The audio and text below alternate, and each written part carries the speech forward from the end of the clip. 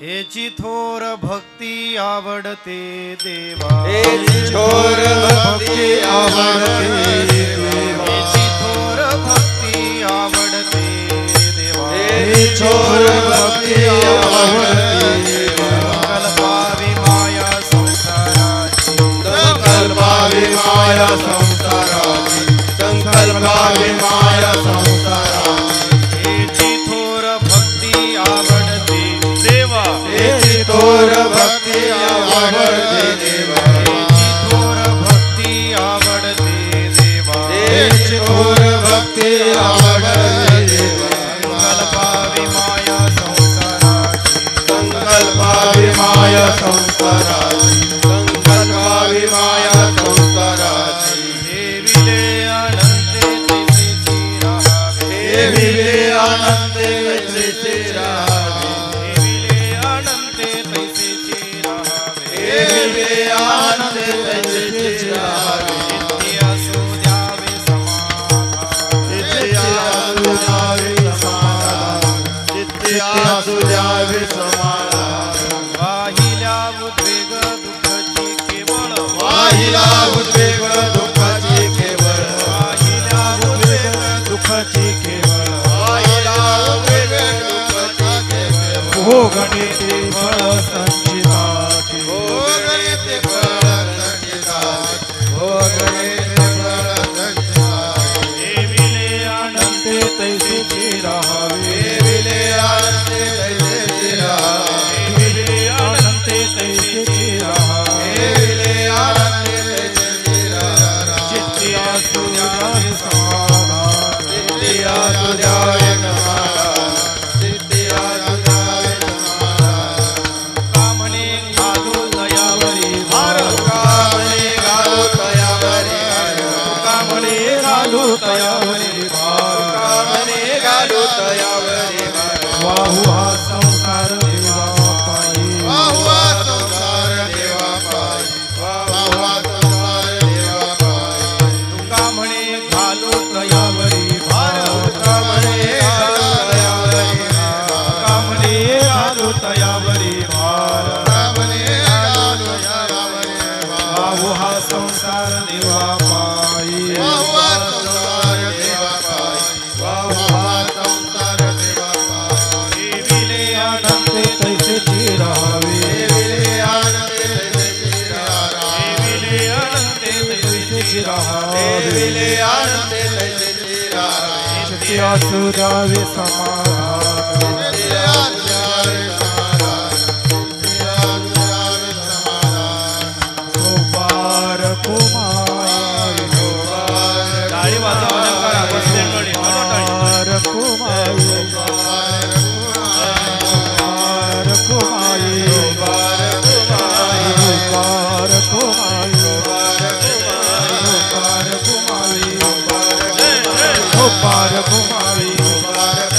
गोपार कुमारी, गोपार कुमारी, गोपार कुमारी, गोपाळ कुमारी, गोपार कुमारी, गोपार कुमारी, गोपार कुमारी, धोबा धोबा धोबा धोबा धोबा धोबा धोबा धोबा धोबा.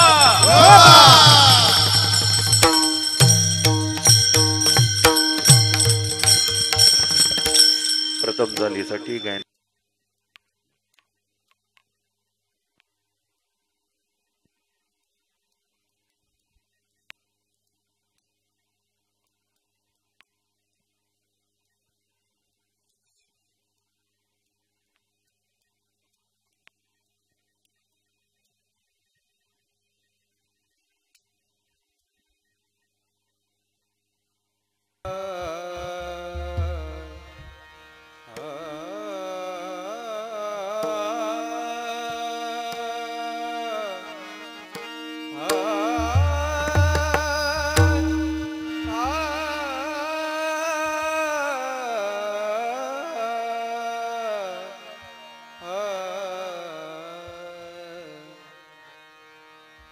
हेची थोर भक्ती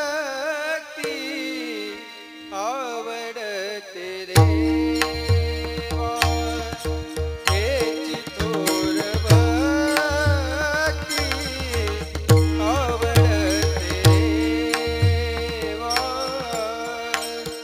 याची थोर भक्ती आवडते देवा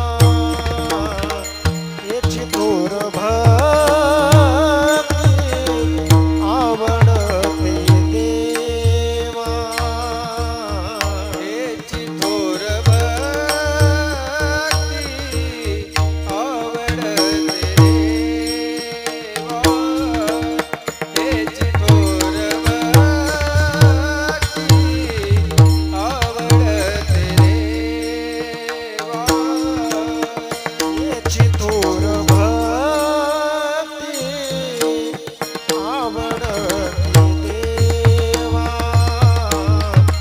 याची थोर भक्ती आवडते देवा संकल्पावी माया संसाराची संकल्पावी माया संसाराची संकल्पावी माया संसाराची संकल्पावी माया संसाराची हेविले अनंते कैसेची राहावे हेविले अनंते कैसेची राहावे संकल्पावे माया संसाराची संकल्पावे माया संसाराची संकल्पावे माया संसाराची संकल्पावे माया संसाराची अनंते कैसीची राहावे ठेविले अनंते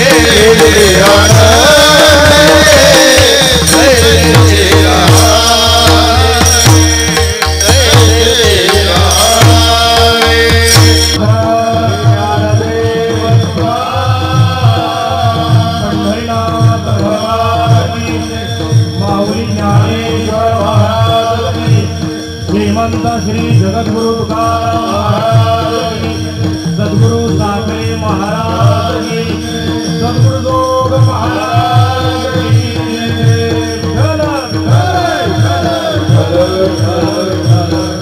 कुंडली कमला हरि भगवान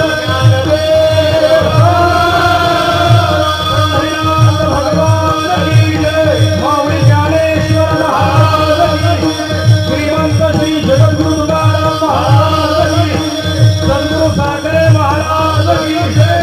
सद्गुरु जोग महाराज की, छत्रपती शिवाजी महाराज की, धर्मवीर संभाजी महाराज की जय।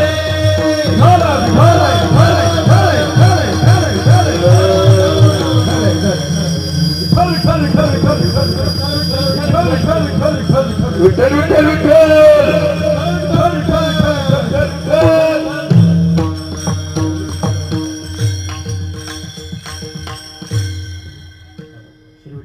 श्री विठ्ठल हेची थोर भक्ती आवडते देवा, हेची थोर भक्ती आवडते देवा, संकल्पावी माया संसाराची, ठेविले अनंते तैसीची राहावे, चित्ती असू द्यावे समाधान।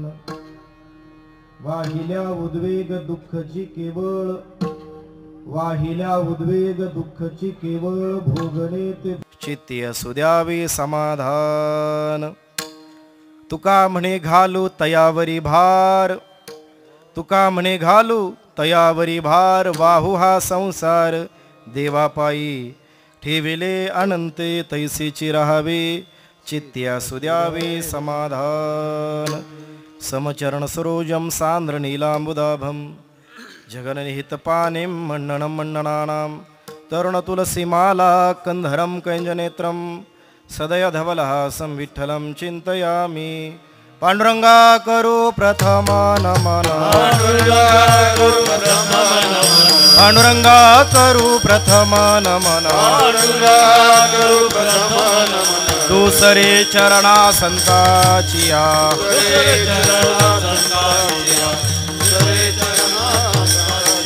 त्यांच्या कृपादाने कथेचा विस्तार, त्यांच्या कृपादाने कथेचा विस्तार, बाबाजी सद्गुरु दास तुका, बाबाजी सद्गुरु दास तुका, बाबाजी सद्गुरु दास तुका। शरदिंदु समाकारे परब्रह्म स्वरूपिणी, वासरा पीठ निलये सरस्वती नमोस्तुते।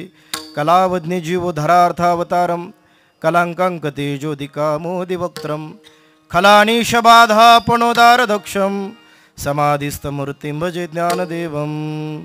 ओम नमो ज्ञानेश्वरा करुणाकरा दयाळा, तुमचा अनुग्रह लाधलो पावन झालो चराचरी।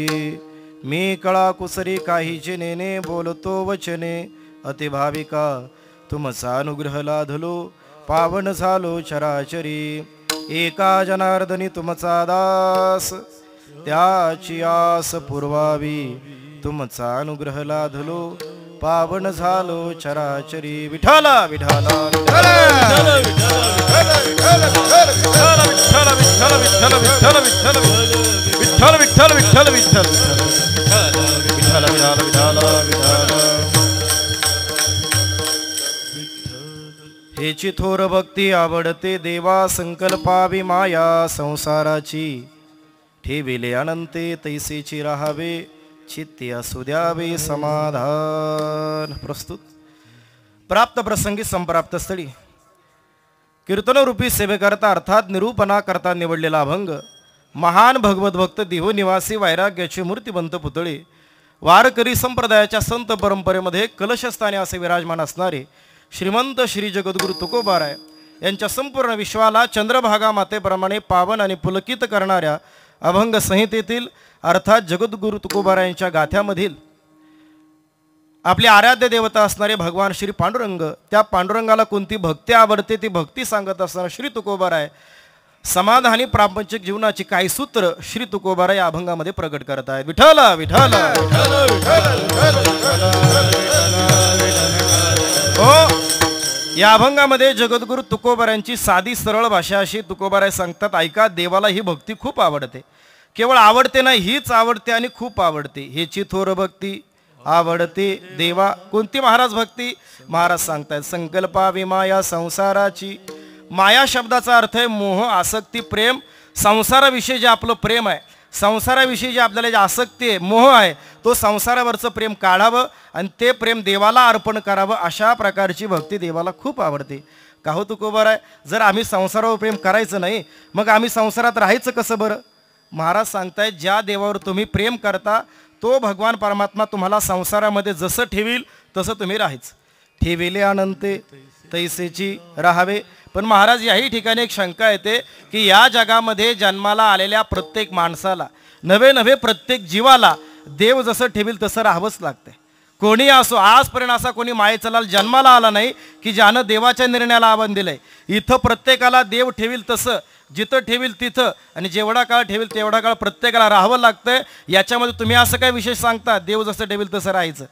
महाराज सांगतायत, प्रत्येकाला देव ठेवील तसं राहावं लागतं हे मान्य आहे, पण भक्ताने मात्र राहत असताना समाधानी अंतकरणाने राहायचं.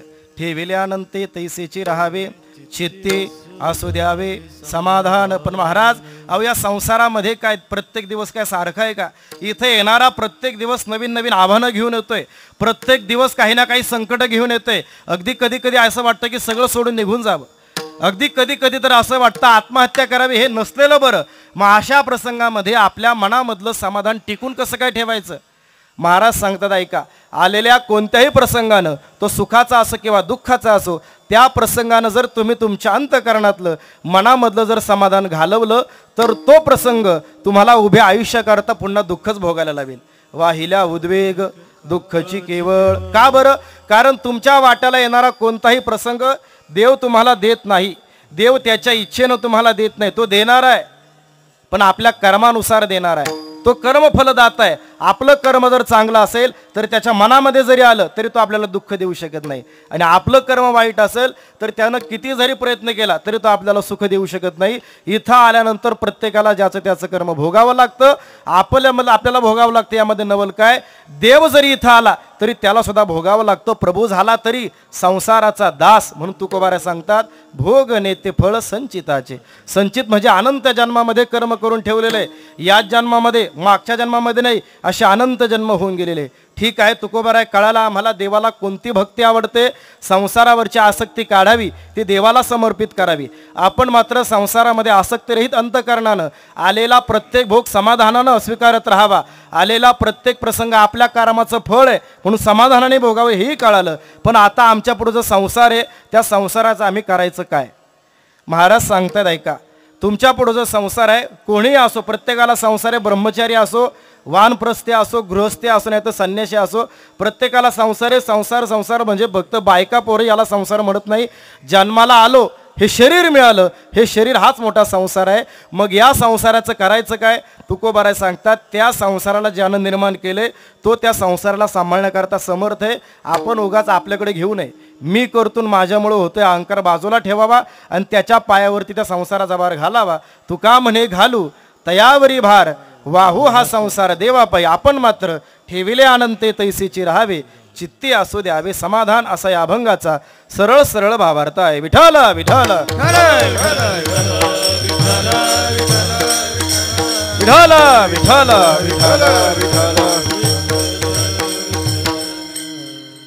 अकारण करुणावरून आलय भक्त काम भक्त वत्सल भगवान श्री रुक्मिणी प्राणसंजीवन श्री पंढरीनाथाच्या असीम कृपेद्वारा विश्वमावली साधकांचे मायबाप विठोबाचे प्राणसखे असणारे कैवल्य साम्राज्य चक्रवर्ती अलंकापूर पीठाधीश्वर श्री ज्ञानोबाराय, जगाचा संसार सुखाचा करण्याकरता आपल्या संसाराची राख रांगोळी करणारे, पंचम वेद निर्माते, पंचम पुरुषार्थ साध्य करणारे, वैराग्यरूपी झाडाला आलेलं मूर्तिमंत फळ अर्थात श्रीमंत श्री जगद्गुरु तुकोबाराय आदी करून सकल संतांच्या विशेष आशीर्वादाद्वारे किम निमित्ताने आपण सर्वजण या ठिकाणी जमलेलो आहोत हे सगळ्यांना पत्रिकेद्वारे यातच आहे.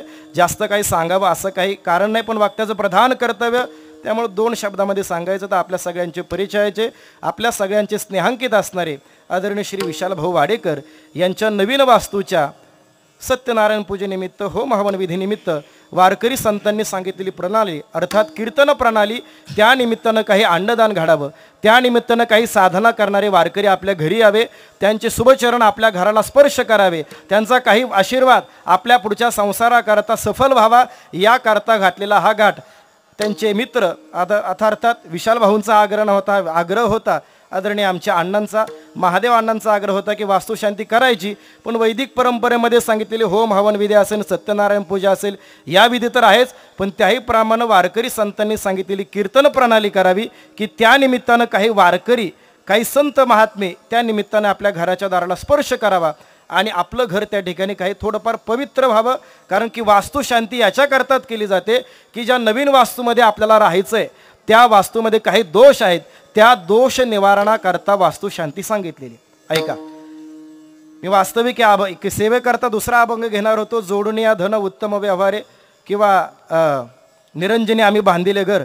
तसं पाहायला गेलं तर जगद्गुरू तुकोबारायांच्या गाथ्यामध्ये वास्तुशांतीकरता कोणता अभंग नाही आहे. म्हणजे तुकोबारायांनी मुळात अभंग लिहित असताना हा अभंग वास्तुशांतीकरता, हा अभंग दहाव्याकरता, हा अभंग लग्नामध्ये म्हणण्याकरता असा अभंग तुकोबारांनी लिहिला नाही.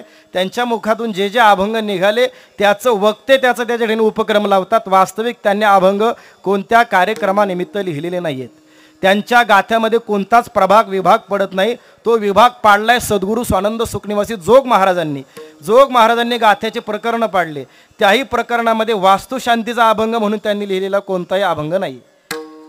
म्हणजे काय तर जगद्गुरू तुकोबारायांच्या गाथ्यामध्ये वास्तुशांती नाही म्हणजे वास्तुशांती करू नये का, त्यांनी जरी सांगितलं नाही तरी वैदिक परंपरेमध्ये काही ग्रहांची, काही आपल्या देवांची शांतता करावी लागते. त्यामध्ये पितृलोक सगळ्यात महत्त्वाचं सांगितलेलं. ऐका, ज्या वेळेला आपण वास्तूची पूजा करतो, एखाद्या वास्तूमध्ये राहायला जातो, त्याच्यामध्ये 5 पूजा मुख्यतः सांगितलेलं आहे. एखाद्या वास्तूमध्ये ती वास्तू उभं राहत असताना ज्या जागेवरती वास्तू बांधायची त्या जागेवरती ती वास्तू बांधण्याच्या पूर्वी त्या जागेचा स्क्वेअर काढावा लागतो, म्हणजे मध्य काढावा लागतो. त्या मध्य काढल्यानंतर त्या मध्यामध्ये खड्डा घ्यावा लागतो. तो खड्डा घेत असताना सुद्धा विशेषता अशी आहे की त्या मालकानं तो खड्डा घ्यावा. पर घ्यावा तरी केवढा घ्यावा, त्यानं आपल्या मध्यमेच्या बोटापासून तर आपल्या कोपऱ्यापर्यंत त्याच्यामध्ये खड्डा घ्यावा. त्या खड्ड्याची रुंदी लांबी तेवढीच असावी. त्या खड्ड्यामध्ये खड्डा भरून पाणी भरावं आणि त्या मालकानं 22 पावलं दक्षिणेकडे चालत जावं. 22 पावलं म्हणजे 22 ढांगा नाही बरं, आपल्या तळवा आपल्या पुढच्या अंगठाला लागला पाहिजे इथपर्यंत असे 22 पावलं चालावं. तितकी पावलं चालून आल्यानंतर त्या खड्ड्यामध्ये किती पाणी शिल्लक राहते त्यावरून त्या भूमीचं पावित्र्य कळतं. जर 100% पाणी तसंच राहिलं तर ती भूमी अतिपवित्र मानली जाते. जर 50%पेक्षा खाली जर पाणी आलं तर ब्राह्मण त्याच्याकरता अनेक विधी सांगतात. त्याच्यामध्ये काही धातू टाकावे लागतात, एखादी वाटी करावी लागते तांब्याची. ती वाटी ब्रह्मचैतन्य स्वरूप म्हणून तिथं ब्रह्म अधिष्ठीला जातो. मग त्या वास्तूच्या उभारणीला सुरुवात केली जाते. बरं, नंतर सुरुवात केल्यानंतर सुद्धा खांब रोवत असताना एक पूजा केली जाते. खांब रोवत असताना ज्याला आपण मराठीमध्ये कॉलम म्हणतो, बरोबर का? मराठीत काय म्हणतो ऐकताय नेमकं? मराठीमध्ये खांब म्हणतो, कॉलम आहे. तो कॉलम उभा करताना सुद्धा पूजा केली जाते. नंतर त्याच्यावरती छत येतं, त्याला मराठीमध्ये आपण स्लॅब म्हणतो. ऐकताय ना आता तरी? म्हणजे तिथं सुद्धा एक पूजा केली जाते. नंतर भिंती बांधल्या जातात. त्या भिंती उत्तर पूर्व कशा असतील त्यानुसार वेगळी पूजा आहे. त्यामध्ये कोणता धातू टाकावा त्या धातूवरून तशी विशेषतानं पूजा केली जाते. सरते शेवटी दरवाजा लावला जातो. तो दरवाजा लावताना सुद्धा त्या ठिकाणी श्रद्धा असेल, अंधश्रद्धा असेल, पण त्या ठिकाणी दरवाजावरती त्या देवतेची पूजा केली जाते. काहीतरी बांधलं जातं, तुम्हाला सगळ्यांना माहिती आहे. आणि त्यानंतर आता सगळ्यांना माहीत असणारी होम विधीची पूजा केली जाते, ज्यामध्ये ग्रहमंडल मानलं जातं, मातृमंडल मानलं जातं, पितृमंडल मानलं जातं आणि ईशमंडल मानलं जातं. हे सगळं का करायचं तर ती भूमी पवित्र करण्याकरता. मग मला सांगा, जर ती भूमी 100% पाणी जर आधीच खड्ड्यामध्ये राहिलं असेल तरी सुद्धा त्या भूमीकरता, त्या घराकरता वास्तुशांती का करायची? कारण ते घर बांधण्याकरता सुरुवातीला लागते वाळू. ती वाळू ज्या ठिकाणाहून आणलेली आहे ते ठिकाण पवित्र नाही आहे. ज्या विटा लागलेल्या आहेत त्या विटा ज्या मातीपासून केलेली आहे त्या मातीमध्ये आतापर्यंत किती जीवांचे त्या ठिकाणी गतप्राण झाले असेल त्याचा काही मेळ नाही, म्हणून ते शुद्ध करावं लागतं. बरं, एवढं सगळं करून सुद्धा शास्त्र असं सांगतंय इतकी वास्तुशांती करून सुद्धा त्या वास्तूमध्ये 60,000 प्रकारचे दोष शिल्लक राहतात जे कोणत्याही ब्राह्मणाला काढता येत नाहीत. कळलं? शास्त्र सांगताय असं. शास्त्राला सांगायचं काय, संसार तुम्ही कितीही नेटानं करा, कितीही ओढीने करा, दुःख तुम्हाला भोगावंच लागणार. कारण संसाराचा स्वरूपच मूळ आहे. संसार हे दुःख मूळ आहे, म्हणून त्याच्यामधून दुःख बाजूला काढू शकत नाही. मग काय करू शकतो, आहे त्या परिस्थितीमध्ये समाधानाने राहू शकतो. म्हणून आजच्या अभंगामध्ये तुकोबाराय सांगतात, ठेविले अनंते तैसेची राहावे, चित्ते असू द्यावे समाधान. विठ्ठल विठ्ठल.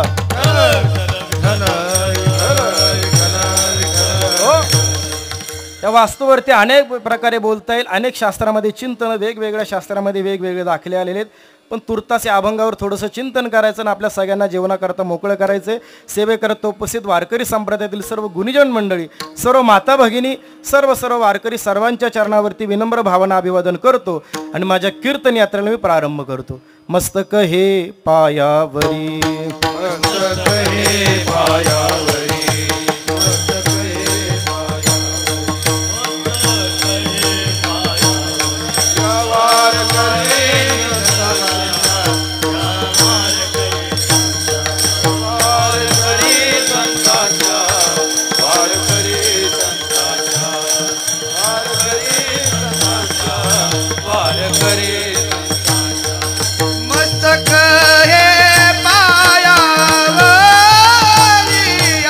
टाळकरी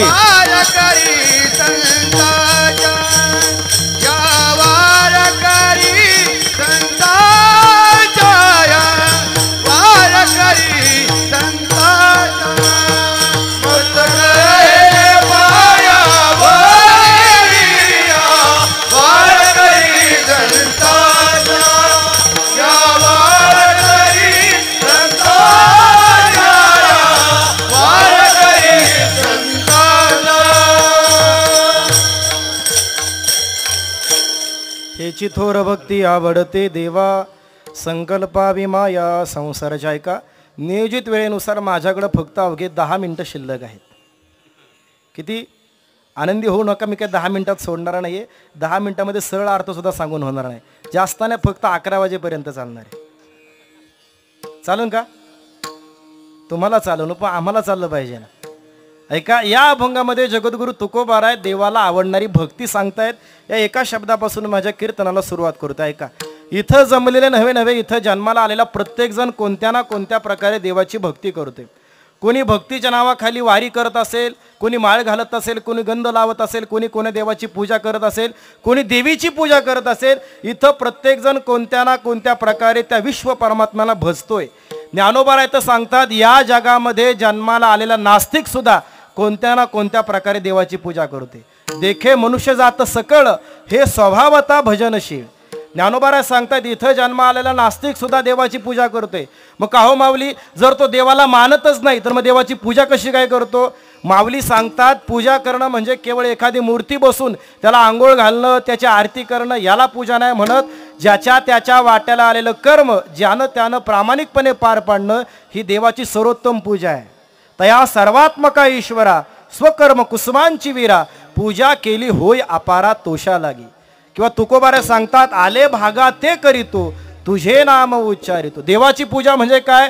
एखादी गृहिणी असेल तिने आपलं घर सांभाळणं ही देवाची पूजा आहे. एखादा शेतकरी असेल त्याने शेती करणं, प्रामाणिकपणे पार पाडणं ती त्याची पूजा आहे. एखादा नेता असेल त्यानं समाजसेवा करणं ती त्याची देवाची पूजा आहे. एखादा विद्यार्थी असेल त्यानं विद्या ग्रहण करणं ही त्याची देवाची पूजा आहे. म्हणजे इथं प्रत्येकजण देवाची पूजा करतोय, प्रत्येकजण एन केन प्रकारेनं देवाची भक्ती करतोय. पण मला सांगा, भक्ती म्हणजे काय आपल्याला नेमकं माहिती का? इकडे लक्ष द्या. भक्ती म्हणजे काय आपल्याला माहिती आहे का? मला सांगा, भक्ती हा शब्द स्त्रीलिंग आहे का पुल्लिंग आहे? भक्तीला आपण ती भक्ती म्हणतो का तो भक्ती म्हणतो? ती भक्ती म्हणतो. कधी विचार केला का का बरं भक्तीला ती भक्ती म्हटलं जातं, तो भक्ती का बरं म्हटलं जात नाही? त्याचं कारण एवढंच आहे, एखाद्या स्त्रीच्या अंतःकरणामध्ये जेवढ्या लवकर भक्ती विकसित होते तेवढ्या लवकर पुरुषाच्या अंतःकरणामध्ये होत नाही. म्हणजे एखाद्या स्त्रीला जेवढ्या लवकर भक्ती करता येते तेवढ्या लवकर पुरुषाला करता येत नाही. भक्ती करणं म्हणजे आपलं अंतकरण कोमल असावं लागतं. आणि निसर्गतः नैसर्गिक दृष्ट्या स्त्रीचं अंतकरण हे कोमल आहे, मार्दव आहे. त्या मानानं पुरुषाचं अंतकरण हे कठोर आहे, अहंकारी आहे, अभिमानी आहे. ओ भक्ती करायची म्हणजे काय? धृतस्य भगवत धर्मान धारावाही कथांगता सर्वेशो मनसो वृत्तीर भक्तिरित्य भिधीयते. मधुसूदन सरस्वतीने सांगितलं भक्तीची व्याख्या काय? त्या भक्तानं आपल्या देवाकरता आपलं हृदय इतकं निर्मळ करावं, इतकं द्रवीभूत करावं की त्या हृदयाचा वृत्तीचा प्रवाह केवळ देवाकडे वाहत राहायला पाहिजे, मध्ये बाकी काहीच नाही आलं पाहिजे. अखंड खंडेना जीवन रामकृष्ण नारायण. म्हणून ज्या ज्या ठिकाणी भक्तीचं वर्णन आलं त्या त्या ठिकाणी भक्ती कशी करायची? तर ती भक्ती अखंड पाहिजे. सततं कीर्तयन्तो माम. आज एकादशी म्हणून भरपूर नामस्मरण केलं, पुन्हा 15 दिवस देवाकडे पाहिलंच नाही, त्याला भक्ती नाही म्हणत. रात्रंदिवस अगदी स्वप्नामध्ये सुद्धा तोच दिसावा, जागृतीमध्ये तोच दिसावा, नवे नवे अगदी झोपेमध्ये सुद्धा तोच परमात्मा यावा, याला म्हणायचं भक्ती. सततं कीर्तयन्तो माम. कृष्ण विष्णू हरी गोविंद या नामाचे निखिळ प्रबंध माझी आत्मचर्चा विशद उदंड गाती. उदंड भक्ती करायची म्हणजे ती धार लागली पाहिजे, धार.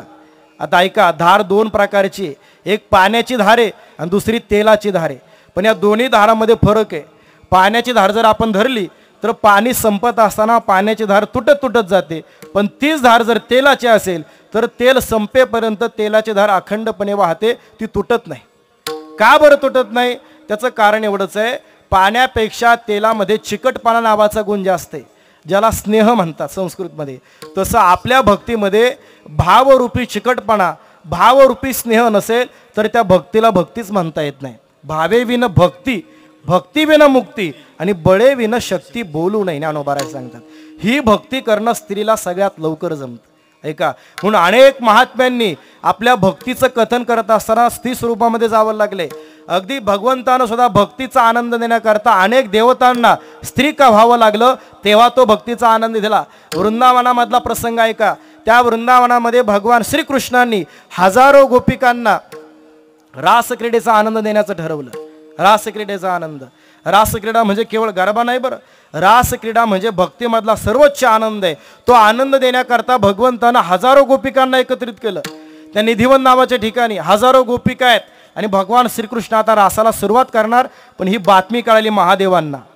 देवो के देव महादेव. महादेव कैलासावर राहत आहेत. महादेवांना वाटलं अरे असा सोहळा चाललेला आहे, तो सोहळा सोडून मी घरी राहावं हे शोभत नाही, मी सुद्धा त्या सोहळ्यामध्ये सहभागी झालं पाहिजे. ऐसा सांडोनी सोहळा मी का पडेन निराळा.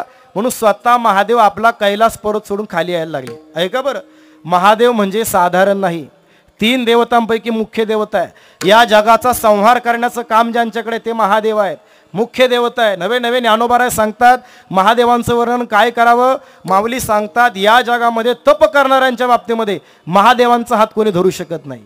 करिता तापसाची कडसनी कवन जवळा ठेवीचे शूळपाणी ज्ञानोबा सांगतात. अहो किती तपश्चर्या. हे संपूर्ण सृष्टी महादेवांची संपत्ती आहे, पण ती सगळी संपत्ती विष्णूला बहाल करून टाकली आणि स्वतः स्मशानामध्ये राहायला लागले. येण्याची क्षेत्र अभिमाने राज्य तजुनी ईशाने गुंती जाणोनी स्मशाने वासू केला. काय तपश्चर्या, काय साधना आहे. पण त्याही महादेवांना वाटलं की अरे या आनंदामध्ये मी सम्मिलित झालं पाहिजे, म्हणून महादेव वृंदावनामध्ये आले. ऐका, त्या निधिवानामध्ये प्रवेश करायचा आहे, पण त्या निधिवानाच्या द्वारावरती एक ललिता नावाची गोपिका द्वारपाल म्हणून उभी आहे. का बरं? आतमध्ये कोण जाणार आणि कोण नाही जाणार हे ठरवण्याकरता. तिनं महादेवांना अडवलं. महादेवांना म्हणले तुम्ही आतमध्ये जाऊ शकत नाही. महादेव म्हणले का जाऊ शकत नाही? मी माझा कैलास परत सोडून आलेले, माझी तपश्चर्या बाजूला सारून आलेले, मग मी का जाऊ शकत नाही? तिनं सांगितलं ऐका, तुम्ही काही जरी करून आले असले तरी ती एकच नियम आहे. काय नियम आहे? आतमध्ये हजारो गोपिका आहेत, हजारो स्त्रिया आहेत, पण त्या गोपिकांबरोबर रास करणारा पुरुष मात्र केवळ कृष्ण आहे. तुम्ही पुरुष वेशामध्ये आलेला आहात म्हणून तुम्हाला आतमध्ये प्रवेश नाही. महादेव काकुळतीला आले, म्हणले ललिते काहीतरी उपाय असेल ना, काही सांग, मी काही करायला तयार आहे, पण मला या आनंदामधून बाजूला नको काढू, काही सांग, मी काही करायला तयार आहे. तर ललिता म्हणते ऐका, तुम्ही काही करायला तयार आहे ना, काहीही करू नका, फक्त आपला पुरुषी अहंकार तेवढा बाजूला ठेवा, स्त्री व्हा. म्हणजे तिने सांगितलं पुरुषामध्ये अहंकार नावाची गोष्ट जास्त असते. ऐका बरं, तिनं सांगितले, मी नाही सांगत. बरं तुम्ही कबूल कराल? मला सांगा, एखाद्या कीर्तनकारानं, प्रवचनकारानं, कथाकारानं कीर्तनामध्ये देवाचं आणि संतांचं नाव सोडून माझं नाव घ्यावं असं स्त्रियांना जास्त वाटतं का पुरुषांना जास्त वाटतं? कोणाला जास्त वाटतं? पुरुषच उत्तर देतात. बरं, सगळ्यांना वाटतं असं नाही म्हणत मी, पण पुरुषांना तो अहंकार जास्त असतो, स्त्रियांमध्ये तो कमी असतो. ललितेनं सांगितलं स्त्री व्हा, मग तुम्हाला आतमध्ये प्रवेश मिळेल. महादेवांनी जवळ असलेल्या गोपी तलावामध्ये स्नान केलं, साडी घातली, बांगडी घातली, मग महादेवांना आतमध्ये प्रवेश मिळाला. तुम्ही म्हणाला काही सांगता, काही नाही सांगत. ऐका, आजही तुम्ही वृंदावनामध्ये गेले तर तिथे तुम्हाला महादेवांचं मंदिर पाहायला मिळेल. महादेवानं गोपीचं रूप धारण केलं म्हणून तिथं नाव पडलं गोपेश्वर महादेव.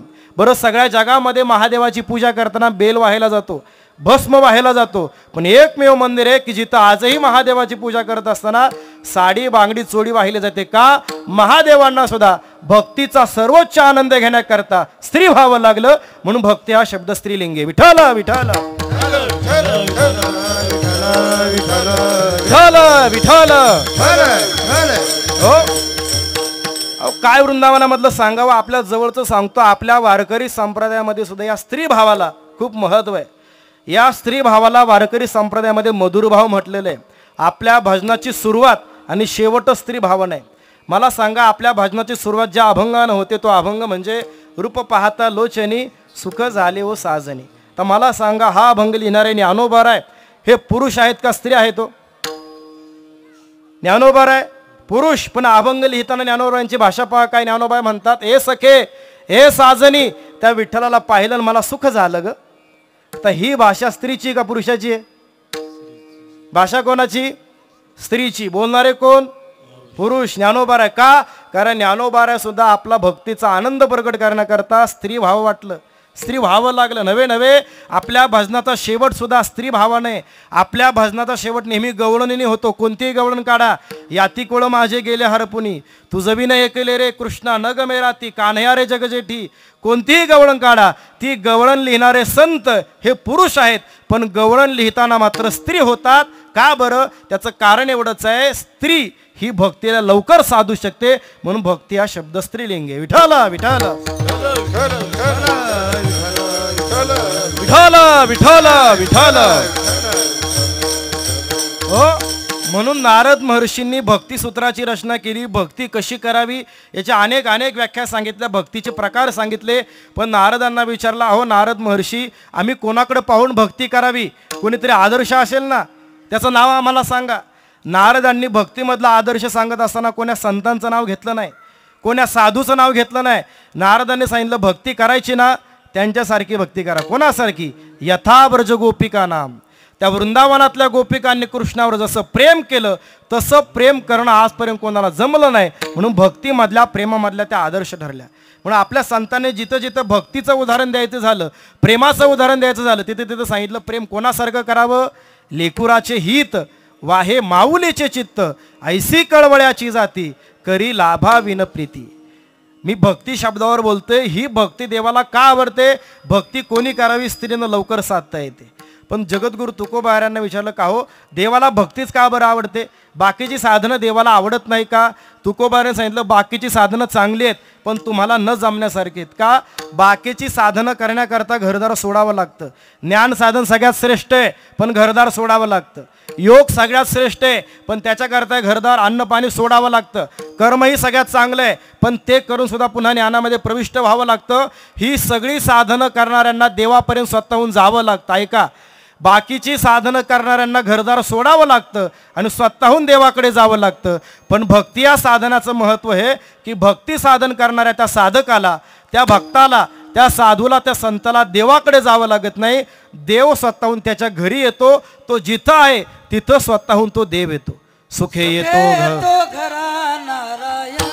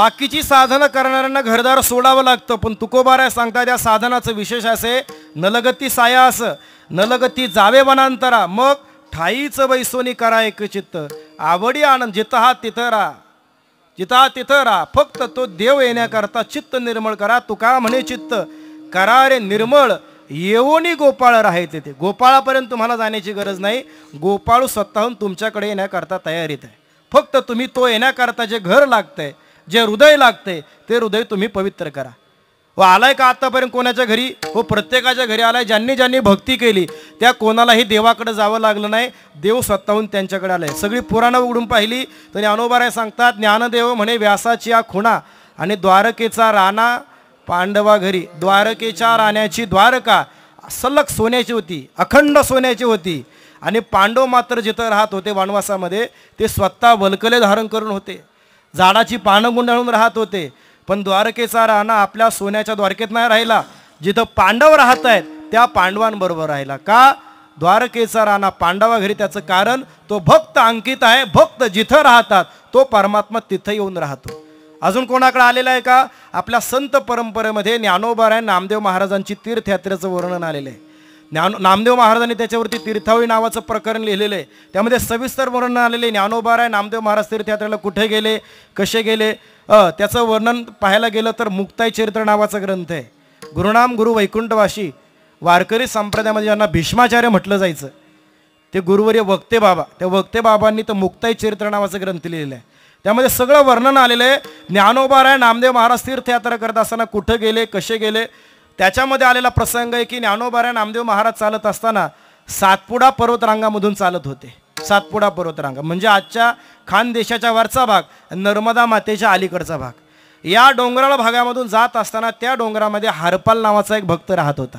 ऐका काय नाव त्याचं हरपाल हरपाल हा पांडुरंगाचा भक्त होता पण विशेष होतं असं होतं की हरपालानं पांडुरंगाला कधी पाहिलं नव्हतं पंढरपूरलाही कधी गेला नव्हता पण फक्त पांडुरंगाची कीर्ती ऐकली होती की पांडुरंग परमात्मा आपल्या भक्तांकरता काय करतो तो महात्म्य ऐकलं आणि त्याचं पांडुरंगावरती प्रेम जडलं पण ऐका भक्त होता पण विशेष असं होतं की हरपाल आपलं घर चालवण्याकरता त्या वाटेवरती येणाऱ्या जाणाऱ्या वाटसरूंना अडवायचा त्यांना लुटायचा मग आपलं घर चालवायचं लुटारू होता दरोडेखोर होता काय कर्म असेल विचित्र प्रारब्ध असेल पण घर चालवण्याकरता त्याला ते करावं लागायचं पण सगळ्यांना लुटत होता असं नाही बरं का गुरुजी प्रत्येकाला लुटत नव्हता आलेल्या व्यक्तीला अडवायचं त्याला 2 प्रश्न करायचे त्या 2 प्रश्नामध्ये जर बसला तर लुटायचं नाही बसला तर नाही लुटायचं काय 2 प्रश्न आलेल्या त्या पांथसाला अडवायचं वाटसरूला अडवायचं त्याला पहिला प्रश्न करायचा का रे तुला पंढरपूर माहिती आहे का जर ती व्यक्ती म्हणली मला पंढरपूर माहीत नाही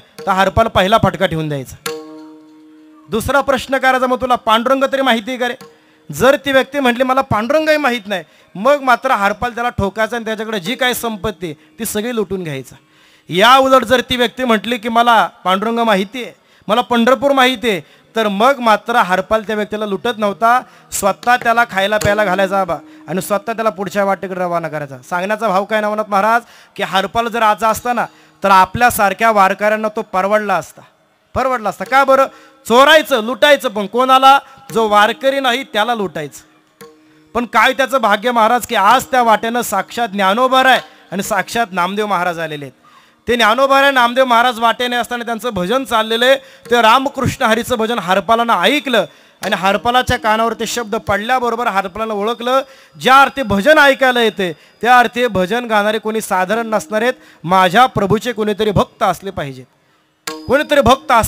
हरपालानं ओळखलं नाही वाटेवरती आला त्या दोघांना पाहिलं साष्टांग दंडवत घातला कोणी का असे ना पण माझ्या प्रभूचं भक्त गाता येत ना माझं भजन गाता येत ना त्या अर्थी ते भक्त आहेत हरपालानं प्रश्न केला का हो तुमचं नाव काय तुमचा परिचय काय ज्ञानोबाराने सांगितलं माझं नाव ज्ञानदेव नामदेव महाराज म्हणले माझं नाव नामदेव आता हे शब्द ऐकल्याबरोबर हरपालाचा आनंद गगनामध्ये मावेना का अरे आजपर्यंत मी फक्त ज्यांचं नाव ऐकून होतो ज्यांची कीर्ती ऐकून होतो की साक्षात पंढरीच्या पांडुरंगाने ज्यांच्याबरोबर ज्ञानाच्या चर्चा कराव्यात ते ज्ञानोबाराय साक्षात पंढरीच्या पांडुरंगाने ज्यांच्याबरोबर ज्यांच्या हाताचा नैवेद्य खावा नवे ज्यांच्या मागे पुढे त्यांची सेवा करण्याकरता धावावं ते नामदेव महाराज मला भेटले काय माझं भाग्य आहे आणि खरं सांगू, या जगामध्ये संत भेटण्यापेक्षा वेगळं कोणतं दुसरं भाग्य नाही आहे. या जगामध्ये सगळ्यात दुर्मिळ गोष्ट, सगळ्यात दुर्लभ गोष्ट, नवे नवे सगळ्यात अवघड गोष्ट जर का असेल तर ते म्हणजे संत भेटणं आहे. संत भेटणं या जगामध्ये सगळ्यात अति अवघड गोष्ट म्हणजे, सुभाषितकार सांगतो, या जगामध्ये सगळ्या गोष्टींना काहीतरी भाव आहे, काही ना काही मोल आहे. या जगामध्ये प्रत्येक गोष्ट काही ना काही मोलानं मिळेल. तो म्हणतो हे जग नाही, हे जग म्हणजे बाजार आहे, आणि या बाजारामध्ये तुम्ही जर योग्य मोल घेऊन गेले तर प्रत्येक गोष्ट तुम्हाला खरेदी करता येईल. काही गोष्टी पुण्याच्या बळावर मिळतील, काही गोष्टी पैशाच्या बळावर मिळतील, काही गोष्टी सत्तेच्या बळावर मिळतील, नवे काही गोष्टी कलेच्या, विद्वत्तेच्या, सौंदर्याच्या बळावर मिळतील. पण एक गोष्ट भेटण्याकरता सत्ता, संपत्ती, कला हे चालत नाही, पुण्य चालत नाही. तिथे देवाची कृपा लागते, कृपा लागते. त्यानं वर्णन केले, तात मिले पुनि मात मिले, सच भ्रात मिले जुगती सुखदाई, राज मिले गजराज मिले, सब साज मिले मनवांचित पाही, लोक मिले परलोक मिले, विधि लोक मिले वैकुंठ में जाई, सुंदर और सब सुखही मिले, संत समागम दुर्लभ भाई. त्यानं वर्णन केले, या जगाच्या बाजारामध्ये पुण्याच्या बळावर चांगले आईबाप मिळतील, चांगला भाऊ मिळेल, गोड बोलणारी सुंदर दिसणारी बायकोही मिळेल, सत्तेमधलं उच्चतम पदही मिळेल. अहो या लोकातलंच काय, ब्रह्मलोकापर्यंत वैकुंठ में जाई, वैकुंठही मिळेल. पण तो म्हणतो एक गोष्ट भेटण्याकरता देवाची कृपाच लागते, कृपाच लागते. बहु अवघड आहे संत भेटी, परी जग जेठी करुणा केली. अवघड आहे, पण देवानं जर कृपा केली तर घडतंय. बरं, हरपाल म्हणतोय, मला संत भेटले, मला ज्ञानोबाराय भेटले, त्या अर्थी माझ्यावर देवाची कृपा आहे. हरपालानं पुन्हा वारंवार त्यांना नमस्कार केला, दंडवत घातला आणि प्रश्न केला, माऊली पुढचा गाव खूप लांब आहे, जायला संध्याकाळ होईल, तुम्ही दुपारची न्याहारी घेतली नसेल, दुपारच्या विश्रांती करता माऊली माझ्या घरी जर तुम्ही आले ना, अहो तुमचा चरणस्पर्श जरी माझ्या घराला झाला ना माऊली, माझं घर उद्धरून जाईल, पवित्र होऊन जाईल. माऊली कृपा करून माझ्या घरी याल का? माऊली म्हणले, ठीक आहे, आम्ही यायला तयार आहे, पण आम्हाला पुढं जायचं. बरं हे ध्यानात ठेव. हरपालानं घरी नेलं, घरी नेल्यानंतर काय बोलावं काय द्यावं त्याला कळेना. का?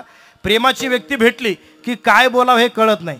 नाही, जी व्यक्ती भेटली की काही बोलावं कळत नाही ना, ती व्यक्ती प्रेमाची व्यक्ती असते. ज्ञानोबाराय सांगतात, अथवा संभ्रमाची आहे ती, स्नेह जैसा आहे व्यक्ती, का दर्शने प्रशस्ती पुण्यपुरुष.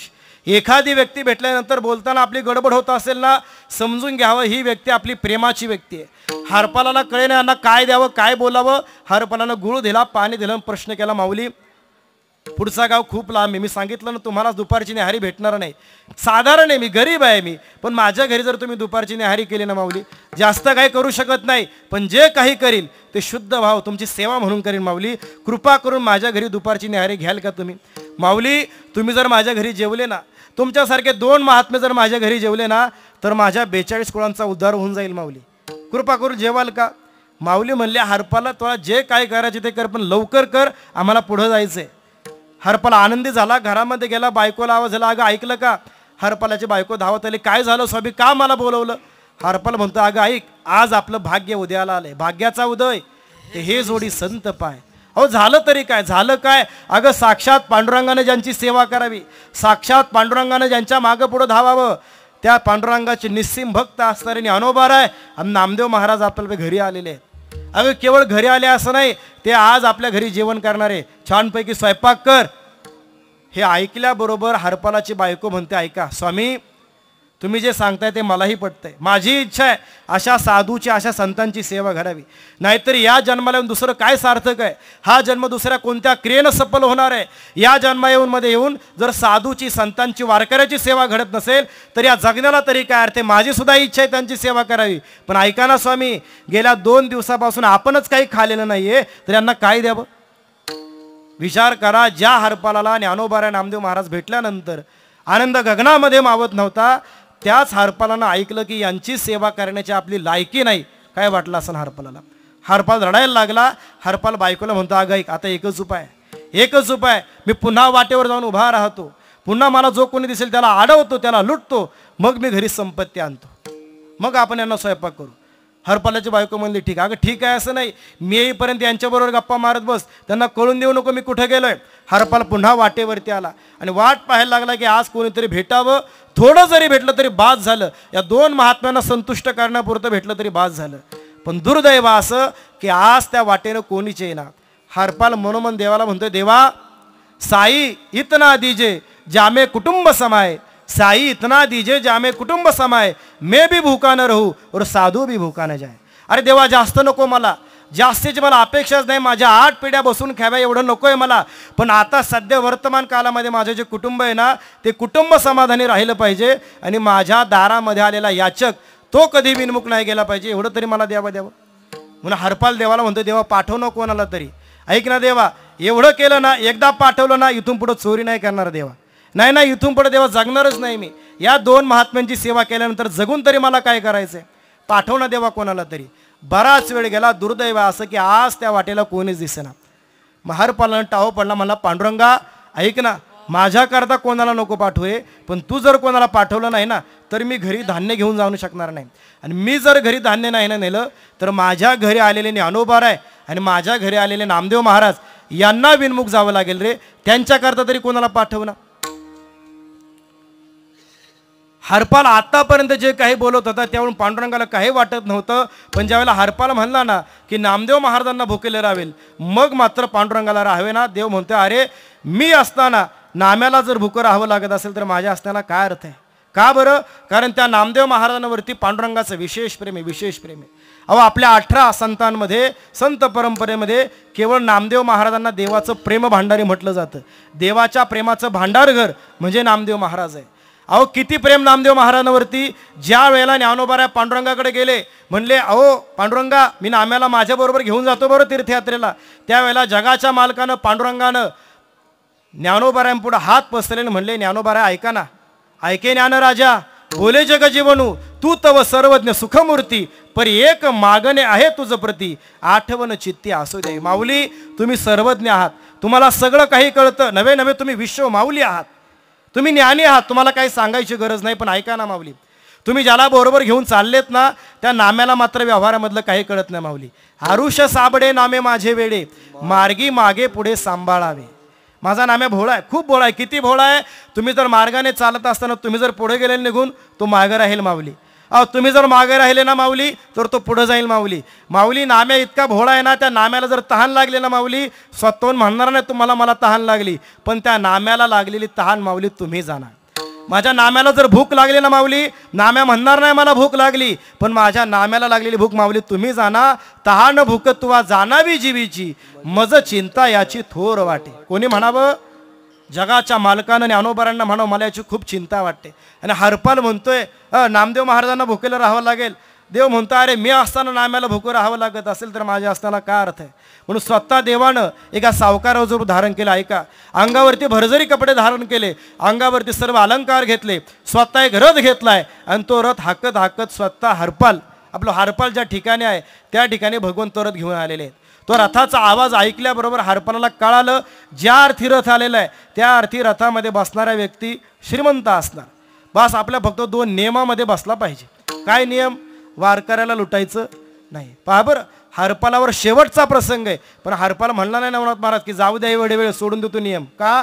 पडता जड भारी नेमा न टळे निर्धार. अरे किती मोठा प्रसंग येऊ दे, मरण जरी पुढे उभं राहिलं तरी आपल्या नियमापासून बाजूला ढळत नाही, त्याला तर वैष्णव म्हणावं. हरपालानं विचार केला, त्याला अडवलंय आणि त्या सावकाराच्या गळ्याला धरलंय. कोणाच्या गळ्याला? कोणाच्या? सावकाराच्या. कोणत्या सावकाराच्या? जगाच्या सावकाराच्या. त्याला विचारलं, का रे तुझं नाव काय? त्याला माझं नाव जगतपाल शेठ. मला काय करायचं, मला सांग फक्त, तुला पंढरपूर माहिती आहे का? कोणाला विचारतोय? पंढरपूरच्या मालकालाच विचारते. मालकानं सांगितलं, अरे कसलं पंढरपूर, काय पंढरपूर? ते पंढरपूर आम्हाला काय माहीत नाही, ते पंढरपूरला जाणं ते रिकाम टेकड्या वारकऱ्यांचे काम आहे. वाढीवच बोलला. आता एवढं वाढीव बोललं तो काय सोडील का? त्याचं दररोजचं काम काय? आला की ठोकायचं. त्यानं पहिला फटका ठेवून दिला. बरं, पहिला फटका बसल्यावर तरी देवानं शहाणं व्हावं ना. त्यानं दुसरा प्रश्न केला, मग तुला पांडुरंग तरी माहिती आहे का रे? पांडुरंगालाच विचारतात, अरे कोण पांडुरंग? कसला पांडुरंग? मला काय घेणं नाही कोणत्या पांडुरंगाचं. शेठ माणूस, मी पैसे कमवणं माझं काम आहे, मला काय घेणं तुझ्या पांडुरंगाचं? एवढं ऐकलं हरपालाला आनंद झाला. हरपालाने त्याला ठोकला, त्याच्याकडे जे काय धन आहे ते सगळं लुटून घेतलं, उघडा केला आणि एका कपड्यावरती त्या वनामध्ये सोडून दिला. घरी आला, धान्य आणलं, धान्याचं स्वयंपाक तयार झाला. पण आता ज्ञानोबा नामदेव महाराजांना का बसवायचं? एवढं सगळं धान्य आलंय तर गावातल्या अन्य वारकऱ्यांनाही बोलवलं. पंगत बसली, ताटाला ताट लागले, पाटाला पाट लागले, मांडेला मांडे लावून ज्ञानोबा नामदेव महाराज शेजारी जेवायला बसले. पण विचार करा, त्या सावकारानं ज्यानं काही काळ आधी मार खाल्लेला आहे त्याला वाटलं इथपर्यंत येऊन मारही खाल्लेला आहे, आता आल्या सरशी जेवणही करून जावं, भले अर्धा तास उशिरा का सुटीना कीर्तन, पण आल्या सरशी जेवण करून जावं म्हणून त्याला वाटलं आता तिथं जावं, म्हणून स्वतः हरपालाच्या घरी आला. ऐका, उघड्या अंगानं आला आणि शेवटला तिथे येऊन बसला, पंक्तीलाच बसला, पण कोणाचंच त्याच्याकडे लक्ष जाईना. का बरं? कारण जेवताना माणसाचं ध्यान कुठं असतं? कुठं असतं? एकतर ताटाकडं, नाहीतर कोणती बादली ती, एवढंच फक्त. बाकी शेजारी कोण आहे काय घेणं देणं नाही, कोणाचं लक्ष त्याच्याकडे जाईना. पण माऊलींच्या नजरेतून तो चुकला नाही. माऊलीने ओळखला, अरे हा साधारण नाही, हा साधारण आहे, हा विशेष आहे, नवे नवे हा तोच आहे. ज्ञानोबारांनी हरपाला हाक मारली, हरपाला इकडे. हरपाल धावत आला. हरपाल म्हणला, माऊली काय सेवा करू, काय पाहिजे तुम्हाला? माऊली म्हणले, माझी सेवा नको करू. अरे तिकडं कोपऱ्यामध्ये कोणीतरी उघड्या अंगानं बसलंय, त्याला ओळखलं का? त्याच्याकडे पाहिल्याबरोबर हरपाल गडबडला. का? अरे आत्तापर्यंत गेलेली मेहनत गेली पाण्यामध्ये. यानं जर इथं काही बोंब उठवली तर हे न जेवता निघून जातील. काय करावं?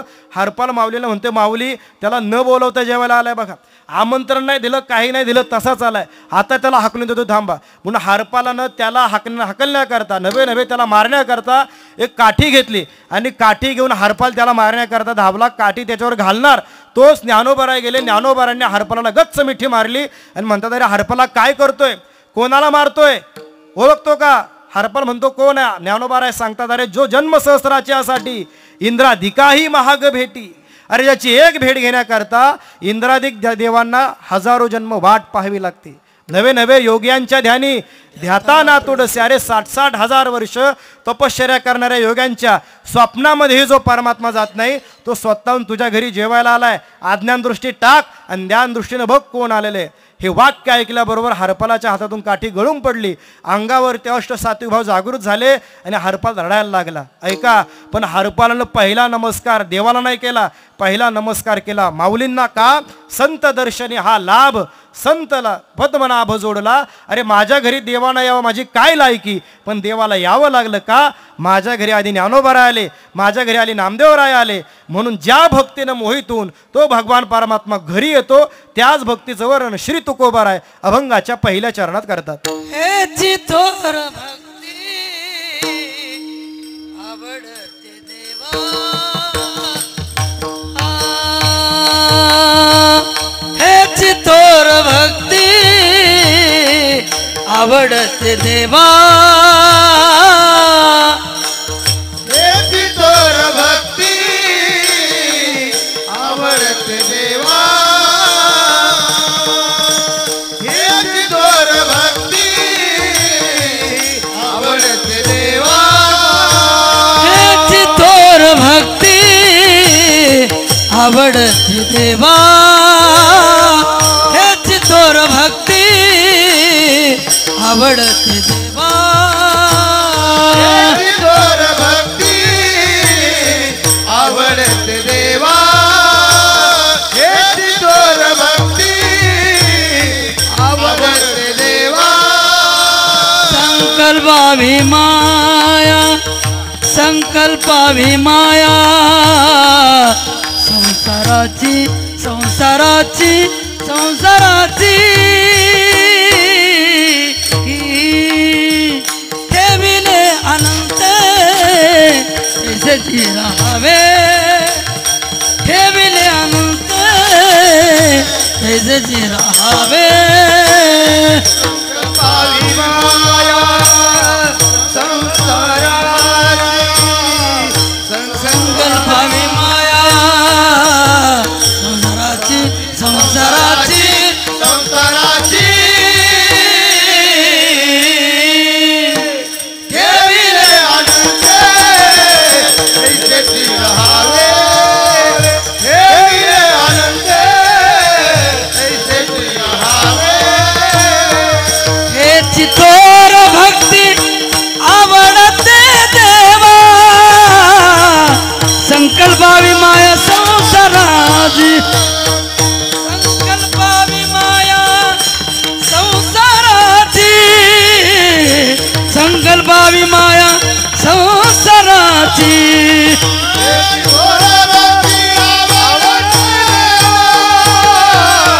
संकल्पावी माया संसाराची,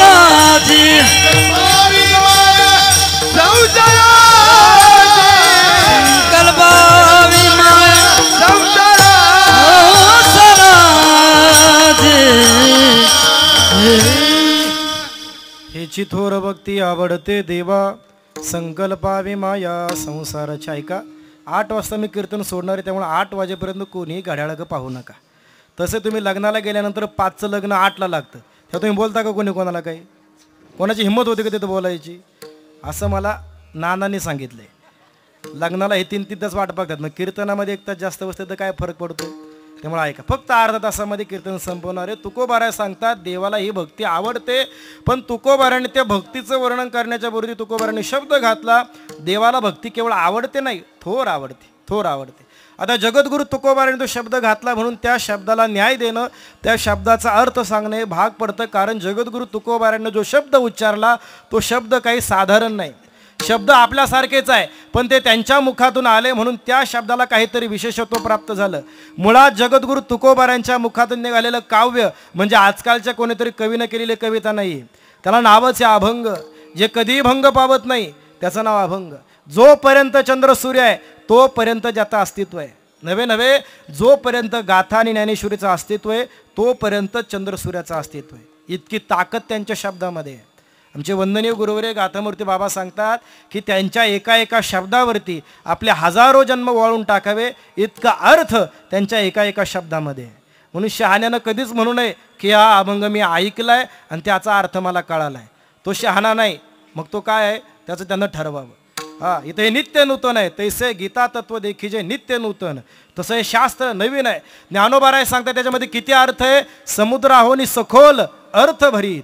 ज्ञानोबाराने त्याला उदाहरण दिलं, अहो तुम्ही आकाशामधला सूर्याला जर आपल्या अंगणामधून पाहिलं तर तो सूर्य केवढा दिसतो, अगदी आपल्या बुचकुलीमध्ये मावेल, मुठीमध्ये मावेल एवढाच दिसतो. पण त्याच सूर्याच्या प्रकाशाचा जर विचार करायला गेलं तर एक पृथ्वी काय अशा हजारो पृथ्वींना व्यापून शिल्लक राहील एवढा प्रकाश त्या एका सूर्यबिंबामध्ये. ज्ञानोबाराने वर्णन केलं, जैसे बिंब तरी बचकेची एवढे परी प्रकाशाशी त्रैलोक्य थोकडे, शब्दाची व्याप्ती तेने पाडे अनुभवावी. ज्ञानोबाराय सांगतात संतांचे शब्द त्या अर्थानं पाहावेत. तुकोबाराय सांगतात देवाला भक्ती आवडते, पण कशी? देवा थोर भक्ती आवडते. आता थोर हे विशेषण आहे आणि हे विशेषण या वाक्यामध्ये कर्त्याला, कर्माला, क्रियापदाला, प्रत्येक गोष्टीला लागतं. आणि विशेषण विशेष भाव बदलला की त्या वाक्याचा अर्थ बदलत असतो. इकडे लक्ष द्या, सोपं करून सांगतो. एखाद्या वाक्यामध्ये विशेषण विशेष भाव बदलला, कोण येते तिकडे लक्ष नका देऊ, मी काय सांगतो त्याच्याकडे लक्ष द्या. ऐका, एखाद्या वाक्यामध्ये विशेषण विशेष भाव बदलला की त्याचा अर्थ बदलतो. एकच वाक्य, वाकड्या सुताराने दांड्या बसवल्या, एकच वाक्य, पण त्याचा जर विशेषण विशेष भाव बदलला की त्या एका वाक्याचे 3 अर्थ होतात. वाकड्या सुताराने दांड्या बसवल्या 1, सुताराने वाकड्या दांड्या बसवल्या 2 आणि सुताराने दांड्या वाकड्या बसवल्या 3. वाकड्या सुताराने दांड्या बसवल्या म्हणजे संदीप महाराज आपल्याकडे पद्धत आहे, एखादा व्यक्ती जर पाहताना तिरळा पाहत असेल तर त्याला चकण्या म्हणायचं, पाहताना आपलं चालताना जर पांगळा चाललं तर वाकड्या म्हणायचं. हे त्याचं नावच पडलं वाकड्या. वाकड्या नावाच्या सुताराने दांड्या बसवल्या, पहिलं वाक्य. सुताराने वाकड्या दांड्या बसवल्या.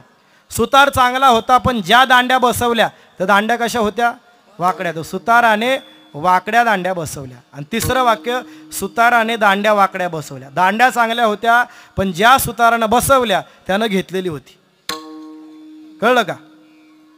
ज्यांना नसन कळलं ते पहिल्या पंक्तीला बसा, ज्यांना कळलं असेल ते नंतर बसा. त्यानं घेतल्या असल्यामुळं चांगल्या दांड्या त्यानं वाकड्या बसवल्या, सुताराने दांड्या वाकड्या बसवल्या. वाक्य एकच पण विशेषण विशेष भाव बदलला की त्याचा अर्थ बदलतो. तसं थोर देवा भक्ती आवडते, देवा थोर भक्ती आवडते आणि देवा भक्ती थोर आवडते. विठ्ठल विठ्ठल.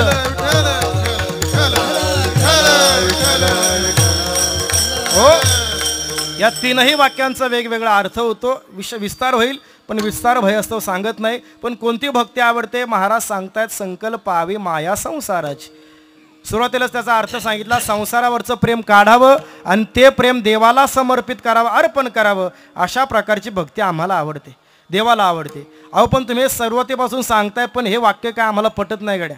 का बरं? आमचे सगळे प्रयत्न चाललेत अगदी ऐकणाऱ्यांपासून बोलणाऱ्यांपर्यंत, वाजवण्यापासून गाणाऱ्यांपर्यंत, प्रत्येकाचे प्रयत्न उठल्यापासून झोपेपर्यंत, जन्मल्यापासून मरेपर्यंत उचलेला प्रत्येक पाऊल पुढे टाकतोय. कशा करता? संसाराकरता. वाढावे संतान, गृही व्हावे धनधान्य. संसाराकरता आमचा प्रत्येक प्रयत्न चाललाय. आम्ही देवाची पूजा सुद्धा संसाराकरता करतोय आणि तुम्ही खुशाल सांगता संसारावर प्रेम करू नये. का बरं करू नये? तुकोबारांनी सरळ सांगितलं की संसार प्रेम करण्यालायक नाही, म्हणून संसारावर प्रेम करू नये. ऐका, सिद्धांत आहे, मी वारंवार सांगितलेला आहे आणि पुन्हा पुन्हा सांगा वाटतो. का बरं? कारण तो सिद्धांत आहे, तो ठसण्याकरता पुन्हा पुन्हा ऐकावा लागतो. ऐका, का बरं देवावर प्रेम करावं, संसार करू नये? देवानं जर माणसाला सगळ्यात मोठं भूषण जर काय दिलं असेल, देवानं जर माणसाला सगळ्यात मोठा अलंकार जर काय दिला असेल, तर देवानं माणसाच्या हृदयामध्ये प्रेम नावाची गोष्ट दिलेली आहे. या जगामध्ये सगळ्यात पवित्र गोष्ट जर काय असेल तर ती प्रेम आहे. आता प्रेम शब्द ऐकल्यानंतर आपल्याला जर काही विकार उत्पन्न होत असेल तर ते आपलं पाप आहे. वास्तविक प्रेमा इतकी पवित्र गोष्ट या जगामध्ये दुसरी कोणती नाही. अहो, जगाच्या मालकाला ज्या गोष्टीनं बांधता येतं, ज्या गोष्टीनं जगाच्या मालकाला आकळता येतं, ती गोष्ट काय साधारण असेल का? प्रेमसूत्र दोरी नेतो तिकडे जातो हरी, हा नेतो तिकडे जातो हरी, नेतो तिकडे जातो हरी, नेतो तिकडे जातो हरी. प्रेमसूत्र दोरी नेतो तिकडे जातो हरी, नेतो तिकडे जातो हरी, नेतो तिकडे जातो हरी. दोरी नेतो तिकडे जातो हरी, नेतो तिकडे जातो हरी, हरी नेतो तिकडे जातो हरी. प्रेमसूत्र दोरी नित्य तिकडे जातो हरी. ऐका, प्रेमाची ताकद आहे. जगाच्या परमात्म्याला ज्या गोष्टींना आकळता येतं, भाव बळे आकळे, एरवी ना कळे. प्रेमाचा भूकेला, थोर प्रेमाचा भूकेला, थोर प्रेमाचा भुगेला, थोर प्रेमाचा भुगेला, थोर प्रेमाचा भूकेला, थोर प्रेमाचा भूकेला, थोर प्रेमाचा भुगेला, थोर प्रेमाचा भुगेला. हाती दुष्काळ तयाला, हाती दुष्काळ तयाला, आ आ थोर प्रेमाचा भुकेला, थोर प्रेमाचा भुकेला. हाती दुष्काळ तयाला, हाती दुष्काळ तयाला, हा हा थोर प्रेमाचा भुगेला, थोर प्रेमाचा भुगेला.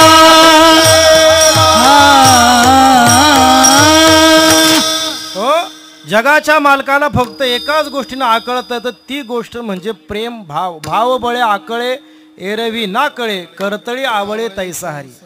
जो परमात्मा ज्ञानानं आकळता येत नाही, जो परमात्मा योगानं आकळता येत नाही, कर्मानं आकळता येत नाही, तो फक्त आणि फक्त प्रेमानं भावबळानं आकळता येतो. म्हणून प्रेम साधारण गोष्ट नाही, पवित्र गोष्ट आहे. मग आपल्याला काय वाईट वाटते? आपण चुकीच्या ठिकाणी करतो म्हणून आपल्याला वाईट वाटते. आपण गुंतवणूक चुकीच्या ठिकाणी करतो. ऐका, प्रेम एकच आहे, प्रेम एकच आहे. तेच प्रेम जर संसारावर केलं तर त्याला नाव येतं आसक्ती, आणि तेच प्रेम जर देवावर केलं तर त्याला नाव येतं भक्ती. प्रेम एकच आहे. तेच प्रेम जर संसारावर केलं तर क्षणाक्षणाला पश्चाताप करायला लावतं, रडायला लावतं. पण तेच प्रेम जर देवावर केलं तर ते प्रेम क्षणाक्षणाला आनंद देतो, सुख देतं. प्रेम एकच आहे. तेच प्रेम जर देवावर केलं तर जन्म मरणाच्या फेऱ्यामध्ये बाहेर काढतं, त्याच्यातून मोक्ष प्राप्त करून देतं. पण तेच प्रेम जर संसारावर केलं तर मग मात्र ते प्रेम, ती आसक्ती त्या संसारामध्ये अडकून ठेवते. प्रेम एकच आहे, पण त्याचं पात्र बदललं की त्याचा परिणाम बदलतो. म्हणून आपण केलेलं प्रेम आपल्याला दुःख देतं आणि संतांनी केलेलं प्रेम त्यांना सुख देतं. प्रेम सुख देई, प्रेम सुख देई, प्रेमाविन नाही समाधान. आणि तुम्हाला सिद्धांत सांगू, तसं वास्तविक पाहता शास्त्र सांगतंय, या जगामध्ये कोणी कोणावर प्रेम करत नाही. इथं प्रत्येक जण केवळ आणि केवळ सुखावर प्रेम करतो आणि त्या निमित्तानं सुखस्वरूप असणाऱ्या आपल्या स्वतःवरती म्हणजे आत्म्यावरतीच प्रेम करतोय. इथं कोणी कोणावर प्रेम करत नाही. कोणी कोणावर प्रेम करत नाही. तुम्हाला आश्चर्य वाटेल, पण उपनिषदातली वाक्य सांगतो. बृहदारण्यक उपनिषदातली श्रुती आहे, नवारे पत्युपकामाय पतिम प्रेम भवती, आत्मनस्तु कामाय पतिम प्रेम भवती. उपनिषद सांगते बायको नवऱ्यावर जे प्रेम करते ते नवऱ्याकरता करतच नाही. जोपर्यंत तो नवरा सुख देतोय तोपर्यंत तिचं नवऱ्यावर प्रेम आहे. या उलट नवारे जाया कामा जाया प्रिया भवती, आत्मनस्तु कामाय जाया प्रिया भवती. नवरा सुद्धा बायकोवर तोपर्यंत प्रेम करतो जोपर्यंत ती बायको सुखाला कारण आहे. एकदा का ते एकमेकाच्या दुःखाला कारणीभूत होतात त्यावेळेला ते घरी नसतात, ते कुठं असतात? कोर्टामध्ये असतात घटस्फोट घ्यायला. ज्या अर्थी घटस्फोट घेतात त्याचा अर्थ काय? सुखा करता एकत्रित आले होते, सुख नाही भेटलं, दुःख भेटायला लागलं म्हणून वेगळे व्हायला लागले. तो म्हणाला जाऊ द्या महाराज, बायकोचं पोरांचं इथं सगळेजण पैशाच्या मागं धावत आहेत. सगळेजण अगदी सगळ्यांनी सगळ्याचा त्याग केला आहे, ते सुद्धा पैशाच्याच मागं धावत आहेत. मग पैशावर तरी प्रेम करत असतील ना? नाही, पैशावर सुद्धा प्रेम करत नाही. पैसा जोपर्यंत सुख देतोय तोपर्यंत पैशावर प्रेम आहे. नवारे वित्तस्य कामाय वित्तम प्रेम भवती, आत्मनस्तु कामाय वित्तम प्रेम भवती. तुमच्या अनुभवातली घटना आठवून देतो. फक्त 8 ते 9 वर्षापूर्वी तत्कालीन सरकारनं, मला वाटते 8 ऑक्टोबर नावाचा दिवस होता, सांगितलं उद्यापासून 500 आणि 1000च्या नोटा बंद. ज्यांच्याकडे असतील त्यांनी बँकेमध्ये जमा कराव्या, ज्यांच्याकडे जास्त असतील त्यांनी हिशोबासह जमा कराव्या. आता आपल्यासारख्या साधारण लोकांकडे नव्हत्या सुद्धा, त्यांनी काय जमा कराव्या? पण अनेक महाभागांनी त्यांच्याकडे ज्या नोटा होत्या त्या इतक्या होत्या की त्याचा हिशोबच नव्हता. अर्थात त्या चुकीच्या मार्गाने आल्या होत्या. त्या लुटाने त्यांना विचारच केला नव्हता की याचा कधीतरी झाडा द्यावा लागेल, हिशोब द्यावा लागेल. म्हणून अक्षरशः त्या काळामध्ये तो पैसा, त्या नोटा काही लोकांनी जाळून टाकला, फेकून दिला. अगदी त्या काळामध्ये बातमी होती, हडपसर सारख्या ठिकाणी गटारीमध्ये 8 ते 9 गोण्या भरून 500 आणि 1000च्या नोटा सापडल्या. त्या काळामध्ये. बरं, आता नाही, तिथं जाऊ नका. आणि भेटल्या तरी काय उपयोग, आता बंद पडल्या. त्या सापडल्या. मला सांगा, त्या नोटांची, त्या पैशाची जागा गटारीमध्ये आहे का? गटारीमध्ये आहे का? त्याची जागा कुठे आहे? घरात नाही हो. घरामध्ये सुद्धा कपाटामध्ये सुद्धा तिजोरी, की जी तिजोरी फक्त घर मालकीनीला आणि घर मालकाला उघडता येत असते, त्या तिजोरीमध्ये. पण त्या तिजोरीतल्या नोटा आहेत. म्हणजे येरे हरी आणि देरे पलंगावरी. आम्ही काहीच करायचं नाही, देवानं आयतं द्यावा असं तुकोबाराय सांगत नाही. तुकोबाऱ्यांनी या ठिकाणी देवानं जे देईल त्यामध्ये राहायला सांगितलंय. ते प्रयत्नामध्ये नाही सांगितलं. प्रयत्न केल्यानंतर फल काय भेटेल यामध्ये तुकोबाराय सांगतात, देव जसं ठेवेल तसं राहा. प्रयत्न करत असताना मात्र चांगलंच कर्म करावं. देखे फळाच्या आशा आचरे कामुक जैसा, कर्मी भरू हो तैसा निराशाही. ज्ञानोबाराय सांगतात, तुम्हाला काही जरी अपेक्षा नसेल तरी कर्म करताना मात्र असं कर्म करा की खरंच मला काहीतरी मिळवायचंय, या बुद्धीनंच ते कर्म करावं. नव्हे तसं वाटलं पाहिजे. देखे फळाच्या आशा आचरे कामुक दैसा, कर्मण्येव अधिकार असते मा फलेषु कदाचन. कर्म करण्यात तुमचा अधिकार आहे, पण कर्म केल्यानंतर फळ काय मिळावं इथं तुमचा अधिकार नाही. जसं एखाद्या विद्यार्थ्याने अभ्यास कुठपर्यंत करावा? जोपर्यंत परीक्षा होत नाही तोपर्यंत. एकदा का परीक्षा झाली की मग त्यानं ओरड करू नये की माझा पहिलाच नंबर आला पाहिजे आणि मला पासच केलं पाहिजे. आता त्यानं गप राहावं, शिक्षक जसं करेल तसं स्वीकारावं. तसं आपण कर्म करत राहावं, पण कर्म केल्यानंतर काय फळ भेटेल याची आशा करू नये. म्हणून ठेविले आनंदे तैसेची राहावे, चित्ते असू द्यावे समाधान. ऐका, माझी वेळ संपलेली आहे, पण या अभंगाला साजेसा एक प्रसंग सांगतो की ज्या प्रसंगामध्ये अभंगाचा गुह्यार्थ दडलेला आहे, गूढार्थ दडलेला आहे. तो प्रसंग म्हणजे भागवतामधला सुभद्रेच्या जीवनामधला प्रसंग. ऐका, भागवतामध्ये वर्णन आलेले महाभारताचं युद्ध सुरू होऊन 10 दिवस उलटून गेले. या 10 दिवसामध्ये महाभारताच्या युद्धाच्या 10व्या दिवशी भीष्माचार्य शरपंजरी पडले. भीष्माचार्य शरपंजरी पडल्याबरोबर द्रोणाचार्यांकडं कौरव सेनेची धुरा आली, सेनापती पद आलं. पण कौरवांचा राजा असणारा दुर्योधन, तो दुर्योधन विचारात पडला, अरे वास्तविक हे युद्ध पहिल्या दिवशी संपायला पाहिजे होतं. या युद्धाचा निकाल पहिल्या दिवशीच लागायला पाहिजे होता. बरं, तोही आमच्याच बाजूला लागायला पाहिजे होता. का? कारण या युद्धामध्ये जिंकण्याकरता जेवढी काही सामुग्री लागते ती सगळी सामुग्री माझ्या बाजूने होती. काय लागतं युद्धामध्ये जिंकायला? सैन्य लागते. माझ्याकडे किती सैन्य आहे? 11 अक्षोहिणी सैन्य आहे. पांडवांकडे किती सैन्य आहे? 7च अक्षोहिणी सैन्य. अरे युद्धामध्ये लढण्याकरता महारथी लागतात. माझ्याकडे द्रोणाचार्य, भीष्माचार्य, कर्ण, अश्वत्थामा, जयद्रथ नवे माझे 99 भाऊ आहेत. पांडवांकडे कोण आहे? फक्त 5 पांडव आहेत. म्हणून मला असं वाटत होतं की युद्ध पहिल्या दिवशी संपावं, पण वास्तविक हे युद्ध 10 दिवस चाललं. अरे पांडव मारायला पाहिजे होते, पण पांडवांचं सैन्य कमी होईना, पण माझं सैन्य मात्र ढिगाढिगाने कमी व्हायला लागलं. दुर्योधन क्रोधायमान झाला, पण त्याचा दाजी तो जयद्रथ आला. जयद्रथ म्हणला रागू नको, ऐक, पांडवांना हरवायचंय ना, सगळ्यांना मी एकटा हरवतो, फक्त माझ्या पुढं अर्जुनाला तेवढं येऊ देऊ नको. अर्जुन सोडून बाकी सगळ्यांची हजेरी मी एकटा घेईल. उद्याच्या युद्ध जिंकून देईन, फक्त अर्जुनाला माझ्यासमोर येऊ देऊ नको. ठरलं, तसंच ठरलं. त्यानं द्रोणाचार्यांना हाताशी घेऊन चक्रव्यूहाची रचना केली की ज्या चक्रव्यूहाचं भेदन करणं हे पांडवांमध्ये फक्त आणि फक्त अर्जुनाला शक्य होतं. पण यांनी रचनाच अशी केली, योजना अशी आखली की पांडवांमध्ये अर्जुनाला दुसरीकडे जायला भाग पाडलं. अर्जुन बाहेर गेल्यानंतर आता या चक्रव्यूहाला कोण थोपवणार, याचं कोण भेदन करणार, प्रश्न पडला. कोणाचंच हिंमत होईना. अरे चक्रव्यूह म्हणजे साधारण नाही, चक्राच्या गतीनं व्यूहाचे म्हणजे सैन्याचं हानी करणारं असं हे चक्रव्यूह आहे. ह्याला जर थोपवलं नाही तर आजच्या आज युद्ध संपणार आहे हे बाकीच्या पांडवांना माहिती आहे, पण धाडस झालं नाही कोणाचं. भीम होता, युधिष्ठिर होता, पण कोणाची हिंमत झाली नाही. अशा वेळी अर्जुनाचा सुपुत्र अभिमन्यू, तो अभिमन्यू पुढे आला, म्हणलं अरे मी करतो की हिंमत, मला माहिती आहे याच्या आतमध्ये कसं जायचं आहे. अर्थात त्याच्या आतमध्ये कसं जायचं हे त्याच्या आईच्या गर्भामध्ये असताना त्याने शिकलं होतं, पण बाहेर कसं यायचं हे त्याला माहीत नव्हतं. हे सगळ्यांना माहिती आहे. अभिमन्यू म्हणला मी जातो, मी असं भेदन करतो. ठीक आहे, अभिमन्यू गेला. ऐका, अभिमन्यू केवळ त्या चक्रव्यूहाचं भेदन नाही केलं, त्यानं भेदन केल्याबरोबर आतमध्ये गेलेला अभिमन्यू सकाळपासून संध्याकाळपर्यंत 6 महारथांबरोबर एकटा लढला. द्रोणाचार्य समोर आहे, अश्वत्थामा समोर आहे, कर्ण आहे, जयद्रथ आहे, दुर्योधन, दुःशासन, अरे शकुनीसारखे महारथी आहेत, पण अभिमन्यू डगमगला नाही. काय लढला अभिमन्यू महाराज. ज्ञानोबाऱ्यांनी अभिमन्यूच्या लढण्याचं वर्णन केलंय. ज्ञानोबाऱ्या सांगतात अभिमन्यू लढताना असं लढत होताना जणू काय दुसरा अर्जुन तिथं अवतरित झालाय असा अभिमन्यू लढत होता. हा सुभद्रा हृदयनंदनू जो अपरू नवा अर्जुनू, जणू काय दुसरा अर्जुन तिथं अवतरित झाला असा अभिमन्यू लढत होता. ऐका, अभिमन्यूला हरवणं कोणालाही शक्य झालं नाही. अरे द्रोणाचार्यांनी हात टेकले, कर्णानं हात टेकले, एकटा अभिमन्यू लढला नाही, हसत हसत लढला. अर्जुनाला अभिमन्यूला हरवता येईना, अभिमन्यू पडेना, काय करावं. सरते शेवटी 6 जण एकत्रित आले आणि 6 जणांनी छपट करून, कपट करून, छळ करून अभिमन्यूचं मस्तक उडवलं आणि अभिमन्यूचा देह पडला. अभिमन्यू मेल्याची बातमी सगळीकडे वाऱ्यासारखी पसरली. ऐका, अभिमन्यू गेल्यानंतर पांडव हळहळ करायला लागले. यामध्ये नवल काय, पण ज्यांनी मारलं ते कौरवसुद्धा हळहळ करायला लागले. काय लढला असेल अभिमन्यू, पण प्रश्न असा होता की आता अभिमन्यू गेल्याची बातमी याची आई सुभद्रा, त्या सुभद्रेला जाऊन कोण सांगणार. अर्जुनाला तर भीती वाटायला. अर्जुन म्हणला देवा माझी हिंमत नाही सुभद्रेला जाऊन सांगायचं. कोणाची हिंमत आहे, एका आईला जाऊन सांगायचं तुझा एकुलता एक मुलगा गेला, माझी हिंमत नाही देवा. हे ऐकल्यानंतर सुभद्रा जीवाचं काय बरं वाईट करून घेईल सांगता येत नाही. देवा सुभद्रेला समजावण्याचं काम तुमचं आहे देवा, तुम्ही जाऊन सांगा. भगवान म्हणाले मी का सांगू. मुलगा कोणाचा गेलाय, तुझा मुलगा गेलाय. बायको कोणाची, तुझी बायको, मग तू जाऊन सांगितलं पाहिजे. अर्जुन म्हणला बायको जरी माझी असली तरी त्याच्या आधी बहीण तुमची आहे, म्हणून तुम्ही समजावून सांगा. भगवान म्हणले अरे माझी बहीण आहे, ज्या वेळेला तिचं लग्न करायचं त्यावेळेला नाही म्हणला तुमची बहीण आहे, ज्याला द्यायची त्याला द्या. त्यावेळेला स्वतः तिला पळून घेऊन गेला. संन्यासी तुवा होऊन जनी चोरून नेली माझी भगिनी, स्वतः तिला पळून घेऊन गेलास.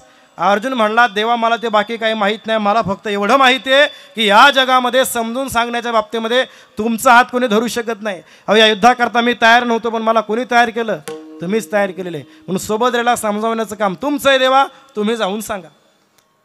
भगवान म्हणाले ठीक आहे मी जाऊन सांगतो. स्वतः भगवान सुभद्रेला सांगण्याकरता सुभद्रेच्या शामियानामध्ये आले. ऐका, सुभद्रा शामियानामध्ये शांतपणे बसलेली, पहुडलेली, एका मातेला जाऊन कसं काय सांगावं तुझा मुलगा गेला. म्हणून भगवंतानं दुसऱ्या विषयाला हात घातला. ऐका, भगवान सुभद्रेला म्हणते सुभद्रे काय चाललंय, सुभद्रे कसं काय चाललंय.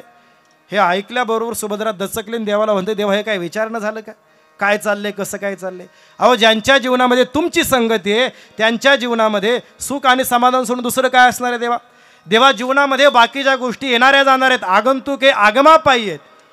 प्रारब्ध बलाने सत्ता येते जाते, पैसा येतो जातो. आपल्या चांगल्या काळामध्ये लोक आपल्या मागं पुढे फिरतात, तीच लोक आपल्या वाईट काळामध्ये आपली निंदा करतात. हे सगळं बदलणार आहे, आगमापायी आहे. पण या सगळ्या प्रसंगामध्ये तुम्ही आमच्याबरोबर आहात ना देवा, त्यामुळं आमच्या जीवनामध्ये सुख आहे, समाधान आहे. त्यामुळे जोपर्यंत कृष्ण आमच्याबरोबर आहे तोपर्यंत काय चाललंय, कसं चाललंय हे विचारायचंच नाही. तुम्हीच सांगा तुमचं कसं काय चाललंय, युद्ध कसं काय चाललंय. भगवान म्हणाले सुभद्रे युद्धाबद्दलच बोलायला. काय बोलता देवा, युद्ध चांगलं चाललंय ना, या युद्धामध्ये पांडव जिंकतील ना देवा. भगवान म्हणाले सुभद्रे युद्धाबद्दल बोलायला आलोय, पण तुझ्या मुलाबद्दल माहिती सांगायला आले, अभिमन्यूबद्दल बोलायला आलोय. काय बोलता देवा, माझा अभिमन्यू चांगलं युद्ध करतोय ना, माझ्या अभिमन्यूमुळं पांडव जिंकतील ना देवा. असं कसा वाया जाईल देवा. मुलगा कोणाचा आहे, माझा मुलगा आहे. अहो मुलगा जरी माझा असला तर युद्ध कोणाकडे शिकलाय? तुमच्याकडे युद्ध शिकलाय, तुमचा शिष्य आहे देवा, असा कसा वाया जाईल? भगवान म्हणाले सुभद्रे तसं नाही, मी अभिमन्यूबद्दल दुसरं सांगायला आलोय. काय सांगता देवा? अभिमन्यू काय मला भेटायला येतोय का? त्याच्या स्वागताकरता आरतीचं ताट तयार करू का देवा? भगवान म्हणाले सुभद्रे तुझा अभिमन्यू आता कधीच येणार नाही, न येण्यासारख्या ठिकाणी गेलाय. सुभद्रा म्हणते काय बोलता देवा, काहीतरी काय बोलता? माझा एकुलता एक मुलगा आहे, मला विचारल्याशिवाय कधी घराबाहेर जात नाही देवा, तो काहीतरी काय बोलता? देवाला कळे नाही कसं काय सांगावं. भगवंतानं डोळे बंद केले. म्हणजे ऐक सुभद्रे त्या कौरवांनी पांडवांना हरवण्याकरता शर्थीचे प्रयत्न केले. काय केलं? आज त्यांनी चक्रव्यूहाची रचना केली. सुभद्रे अगं त्या जयद्रथानं आणि द्रोणाचार्यानं मिळून चक्रव्यूहाची रचना केली की ज्या चक्रव्यूहाचं भेदन करणं हे पांडवांमध्ये फक्त अर्जुनाला शक्य होतं. पण तुझा नवरा अर्जुन तिथं उपस्थित नव्हता. अशा वेळेला कोणाची धाडस झालं नाही, कोणाचे धैर्य झालं नाही त्याच्यामध्ये जाण्याचं. पण ऐक सुभद्रे, तुझा शूरपुत्र, तुझा वीरपुत्र अभिमन्यू त्यावेळेला पुढे आला, म्हणला अरे मी जातो की याच्या आतमध्ये.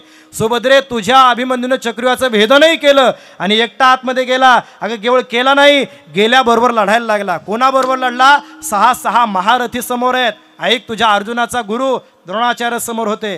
अरे कर्ण होता, अश्वत्थामा होता, पण तुझा अभिमन्यू डगमगला नाही. सुभद्रे असा लढला, हसत हसत लढत राहिला. सुभद्रे तुझा अभिमन्यू ज्या वेळेला लढत होता ना त्यावेळेला सगळ्यांनी हात टेकले. सुभद्रे पण ऐक ना सुभद्रे, तुझ्या अभिमन्यूला सरळ मार्गाने कोणाला हरवता येईना ना, अशा वेळेला सरते शेवटी सगळेजण एकत्रित आले.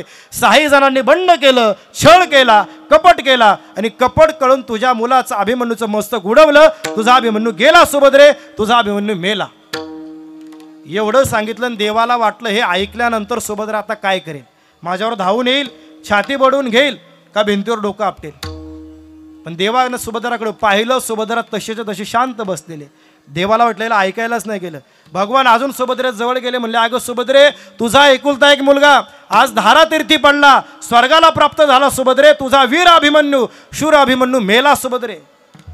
सुभद्रेचं एकही नाही, दोनही नाही. देवाला वाटलं ह्याला वेळ लागला. भगवान त्यांच्या खांद्याला हात लावला, म्हणले अगं सुभद्रे तुझा अभिमन्यू मेला. सुभद्रे अभिमन्यू गेला. सुभद्रा म्हणते कळलं ना देवा, मला आलं, मला ऐकायला, काय सारखं सारखं तेच सांगताय? देवाला आश्चर्य वाटलं. हिला कळालं एकुलता एक मुलगा गेलाय आणि डोळ्यामध्ये अश्रूचा एक थेंबही नाही. भगवान म्हणते सुभद्रे तुला रडायला नाहीत सुभद्रे? सुभद्रा म्हणते नाहीत देवा रडायला मला. नाही सुभद्रे तू रडलं पाहिजे. सुभद्रे रडलं पाहिजे. सुभद्रे तुझा एकुलता एक मुलगा गेलाय. सुभद्रे ऐक सुभद्रे, मी सांगतो ना सुभद्रे तू रडलं पाहिजे. सुभद्रे तुझ्या मनामध्ये जे काय आहे ना ते आतमध्ये ठेवू नको. सुभद्रे रडण्याच्या माध्यमातून बाहेर काढ. सुभद्रे रड. सुभद्रे तू रडलं पाहिजे. सुभद्रा म्हणते माझ्या मनामध्ये काही नाहीच देवा, तर काय बाहेर काढू, का रडू मी? देवाला आश्चर्य वाटलं. भगवान म्हणाले सुभद्रे तुला का रडायला येत नाही त्याचं कारण तरी मला सांग ना, का रडायला येत नाही? ऐका, सुभद्रेने जे कारण सांगितलं ना तो या अभंगाचा मतेतार्थ. सुभद्रा म्हणते ऐका देवा, माझा अभिमन्यू आजच्या युद्धामध्ये गेला, एकुलता एक मुलगा गेला. अहो एकुलता एक मुलगा गेल्यानंतर दुःख होणार नाही ते ऐक असते सुभद्रा. अहो माये पुढून बाळक काळे नेता एकुलता एक मुलगा आई पुढचा जावा, काय दुःख होतं ना देवा, त्याच्याकरता आई व्हावं लागतं. तुम्हाला काय कळणार आहे देवा? पण ऐका ना देवा, माझ्या अभिमन्यूला मारण्याकरता 6 जण एकत्रित आले असतील, 6 जणांनिमित्त असतील, त्यांनी मारले असेल, पण मला सांगा आजच्या युद्धामध्ये माझा अभिमन्यू मरावा ही कोणाची इच्छा होती देवा? भगवान म्हणाले म्हणजे काय? या जगामध्ये कोणती घटना अशी देवा की जी घटना तुमच्या इच्छेशिवाय घडते देवा? माझ्या नवऱ्याला उपदेश करताना गीतेमध्ये तुम्हीच सांगितलं ना, गतीर भरता प्रभू साक्षी देवा असं शरणम सुरुद, म्या बोलविल्या वेद बोले, म्या चालविल्या सूर्य चाल्या, रे म्याची नियमेला साता काळू ग्रासी तसे भूता. माझ्या नवऱ्याला उपदेश करताना गीतेमध्ये 11व्या अध्यायात तुम्हीच सांगितलं ना, कालोस्मी लोक क्षयकृत प्रवृद्धो, तर मी काळू गाय पुढे लोक संहारायला गेवाडे, लोकांना मारणारा काळ मी आहे. कोणी सांगितलं देवा? चाले हे शरीर कोणाचे सत्ते, कोण बोलविते हरविन. अहो देवा, वृक्षाचे पान हाले ज्याची सत्ता नाही. नाही देवा, या जगामध्ये जन्माला आलेल्या माणसाच्या डोळ्यांच्या पापणीची लवलव सुद्धा देवा तुमच्या इच्छेशिवाय घडत नाही. मग माझा अभिमन्यू मारावा ही कोणाची इच्छा होती? तुमची इच्छा होती ना. भगवंतानं माळ डोलवली. हो सुभद्रे माझी इच्छा होती. मग ऐका देवा, आता एका प्रश्नाचं उत्तर द्या. मला सांगा, तुमची इच्छा पूर्ण झाली याच्यामध्ये मी समाधान मानू का माझा अभिमन्यू गेला याचं मी दुःख मानू? देवाला काहीच उत्तर देता येईना. त्यावेळेस सुभद्रा म्हणते, देवा ऐका, उत्तर नका देवा, ऐका माझा, ऐका. माझा मुलगा गेला ना, त्याचं दुःख आहेच मला, पण त्याहीपेक्षा तुमची इच्छा पूर्ण झाली ना देवा, त्याचं समाधान मला अधिक आहे देवा. का बरं? कारण आमच्या जीवनामध्ये तुम्ही आणलेला कोणताही प्रसंग देवा हा आमच्या कल्याणाकरता असतो देवा. नव्हे नव्हे देवा, तो प्रसंग, ते कर्म हे आमच्या कर्माचं फळ आहे देवा. तो भोग आमच्या कर्माचं फळ आहे, ते भोगणं हेच आमचं काम आहे. जर त्या भोगाविषयी आम्ही जर असंतुष्टी निर्माण केली, उद्वेग करत राहिलो, तर तो प्रसंग आम्हाला आयुष्यभराकरता दुःखच भोगायला लावेल. वाहिल्या उद्वेग दुःखची केवळ भोगणे ते फळ संचिताचे. देवा आता त्या प्रसंगाविषयी दुःख भोगणं, संसाराविषयी दुःख भोगणं हे आम्हाला जमणार नाही देवा. आता या संसाराचा भार तुमच्या पायावरती घालतो. या संसाराचे जे काही बरं वाईट करायचे ते तुम्ही करा. अभंगाचं शेवटचं चरण.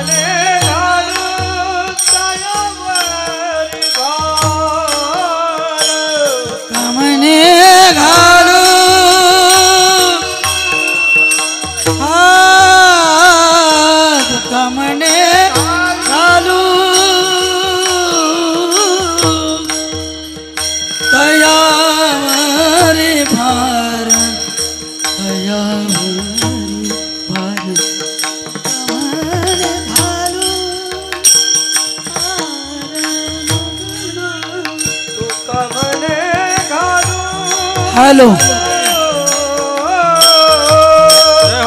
तुका म्हणे घालू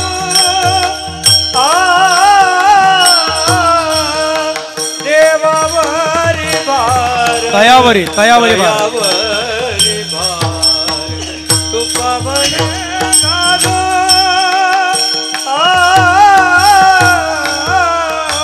कमने घालू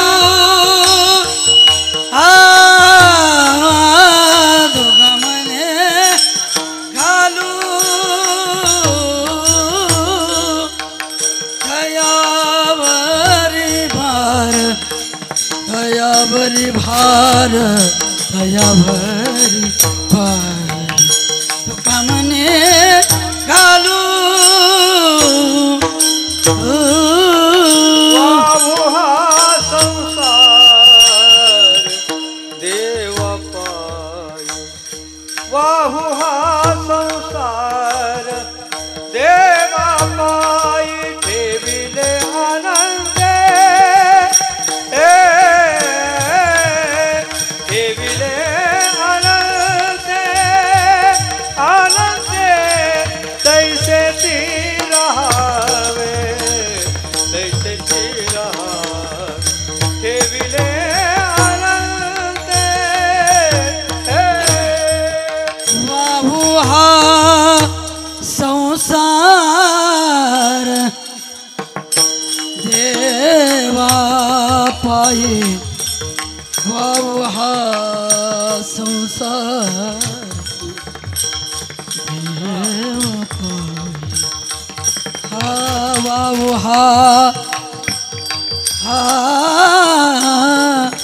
वाहू हा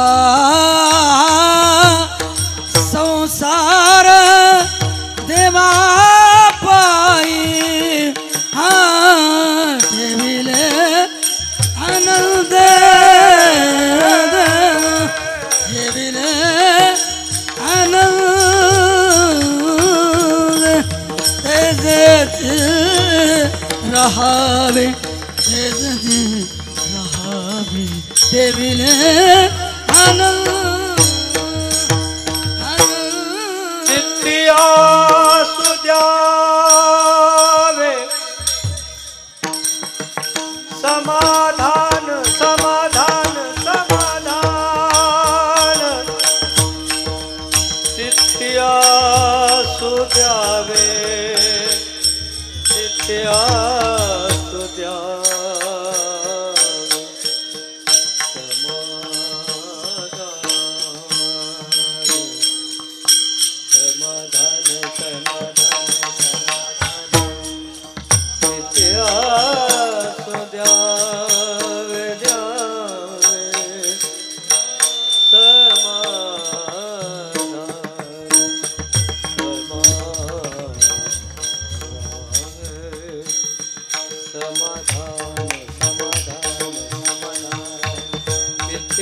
असू द्यावे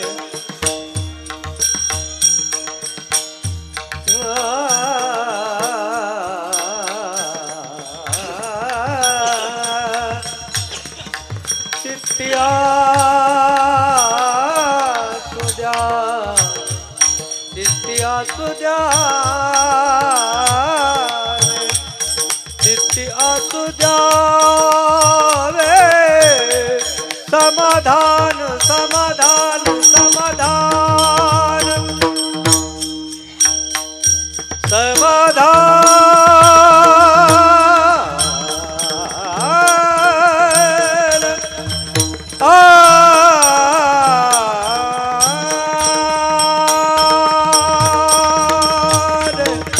समाधान समाधान समाधान समाधान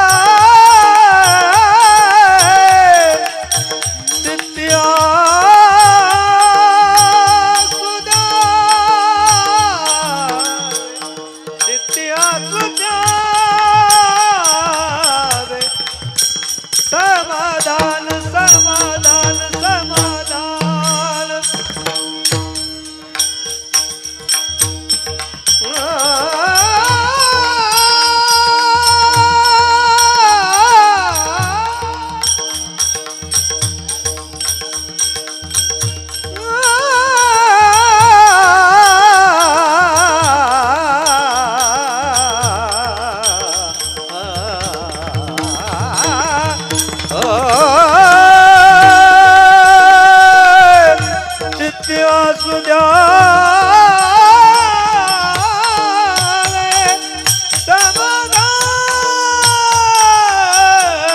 समाधान चित्ती असू द्यावे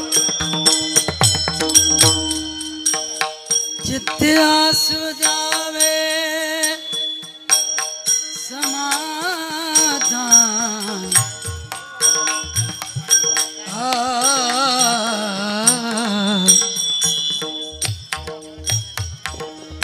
चित्ते असू द्यावे समाधान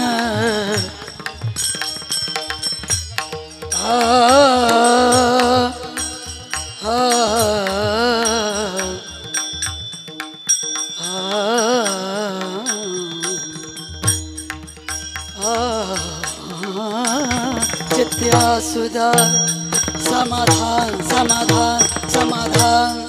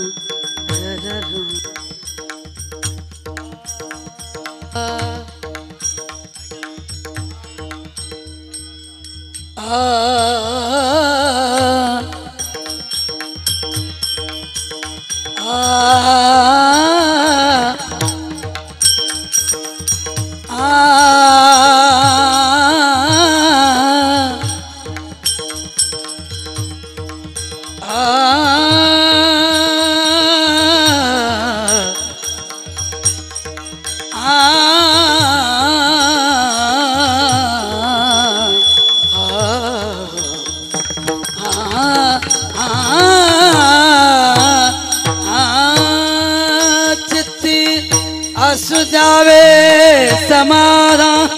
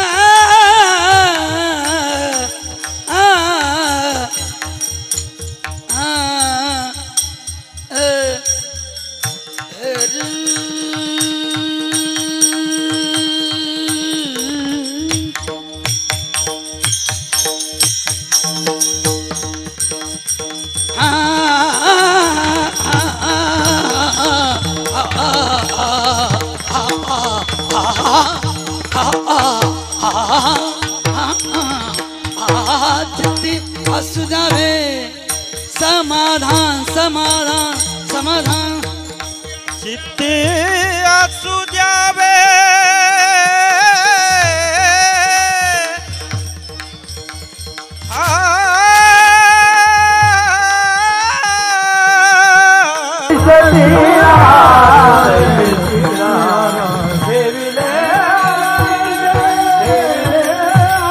वाटला असेल, गोड वाटला असेल, ते निश्चितच माझे गुरुवर्य वंदनीय प्रातस्मरणीय श्री जंगले महाराज शास्त्रीजी आणि वंदनीय गुरुवर्य प्रातस्मरणीय गाथामूर्ती श्री रामभाऊजी महाराज राऊत या दोन महात्म्यांचा कृपा प्रसाद आहे. ज्ञानोबारायांची ज्ञानेश्वरीची कृपा आहे. बाकी जे काही चुकलं असेल ते माझ्या अल्पबुद्धीचे दोष आहेत, तरी न्यूनते पुरते अधिकते सरते करुणे घ्यावे हे तुमते विनवित असतो. पुन्हा एकदा या सेवेकरता मला जे आमंत्रित केलं, ज्यांनी निमंत्रित केले तर सर्व वाडेकर परिवार, आमच्या आदरीने मला आणणारे आमचे अण्णा महादेव अण्णा आणि या सेवेकरता उपस्थित वारकरी संप्रदायातील सर्व गुणीजन मंडळी, सर्व माता भगिनी, सर्व परिचित अपरिचित, सर्वांचे नावं घेणं शक्य नाही. सर्वांच्या चरणावरती सेवा समर्पित करतो. करविली तैसी केली कटकट, वाकडे का नीट देव जाणे, कोणा कारण हे झालेसे निर्माण, देवाचे कारण देव जाणे. सेवा संपल्यानंतर जय विठ्ठल झाल्यानंतर कोणी उठायचं नाही. 5 मिनिटामध्ये सत्कार होणार आहे. त्यानंतर सगळ्यांनी जेवायला जायचं. जय विठ्ठल जय जय विठ्ठल, जय विठ्ठल जय जय विठ्ठल, जय विठ्ठल जय जय विठ्ठल, जय विठ्ठल जय जय विठ्ठल, जय विठ्ठल जय जय विठ्ठल, जय विठ्ठल जय जय विठ्ठल, जय विठ्ठल जय. छत्रपती शिवाजी महाराज की जय. सर्वांना विनंती, आपण जागेवरती स्थानापन्न व्हायचं आहे. मान IT नगरीचे सामाजिक कार्यकर्ते सन्माननीय लक्ष्मणराव राजाराम वाडेकर आणि युवा नेते विशालजी वाडेकर यांच्या नूतन वास्तुशांतीच्या निमित्ताने आजची या ठिकाणी कीर्तन सेवा झालेली आहे. वाडेकर परिवाराच्या स्नेहपूर्वक निमंत्रणाला मान देऊन आपण या ठिकाणी सर्वजण उपस्थित राहिलात. प्रथमतः मी आपलं वाडेकर परिवाराच्या वतीने आभार व्यक्त करतो. ज्यांच्या मुखगतातून आजची कीर्तन सेवा संपन्न झाली, आपल्या परिसराचं भूषण ग्रंथराज ज्ञानेश्वरी ज्यांचे कंठस्थ आहे असे हरिभक्तपरायण ओंकार महाराज शास्त्री धुडे यांचा सन्मान वाडेकर परिवाराच्या वतीने या ठिकाणी संपन्न होत आहे. तो सन्मान देण्यासाठी मुळशी तालुका शिवसेनेचे तालुका प्रमुख सन्माननीय सचिनजी खैरे आणि माजी तालुका प्रमुख सन्माननीय संतोषदादा मोळ या 2 मान्यवरांना विनंती, आपण महाराजांचा सन्मान करायचा आहे. आणि कार्यसम्राट आमदार शंकरभाऊ मांडेकर यांचे बंधू चांदेगावचे माजी सरपंच, आमचे सहकारी मित्र सुखदेवजी मांडेकर या 3 मान्यवरांना विनंती, आपण या ठिकाणी आजचे कीर्तनकार आपल्या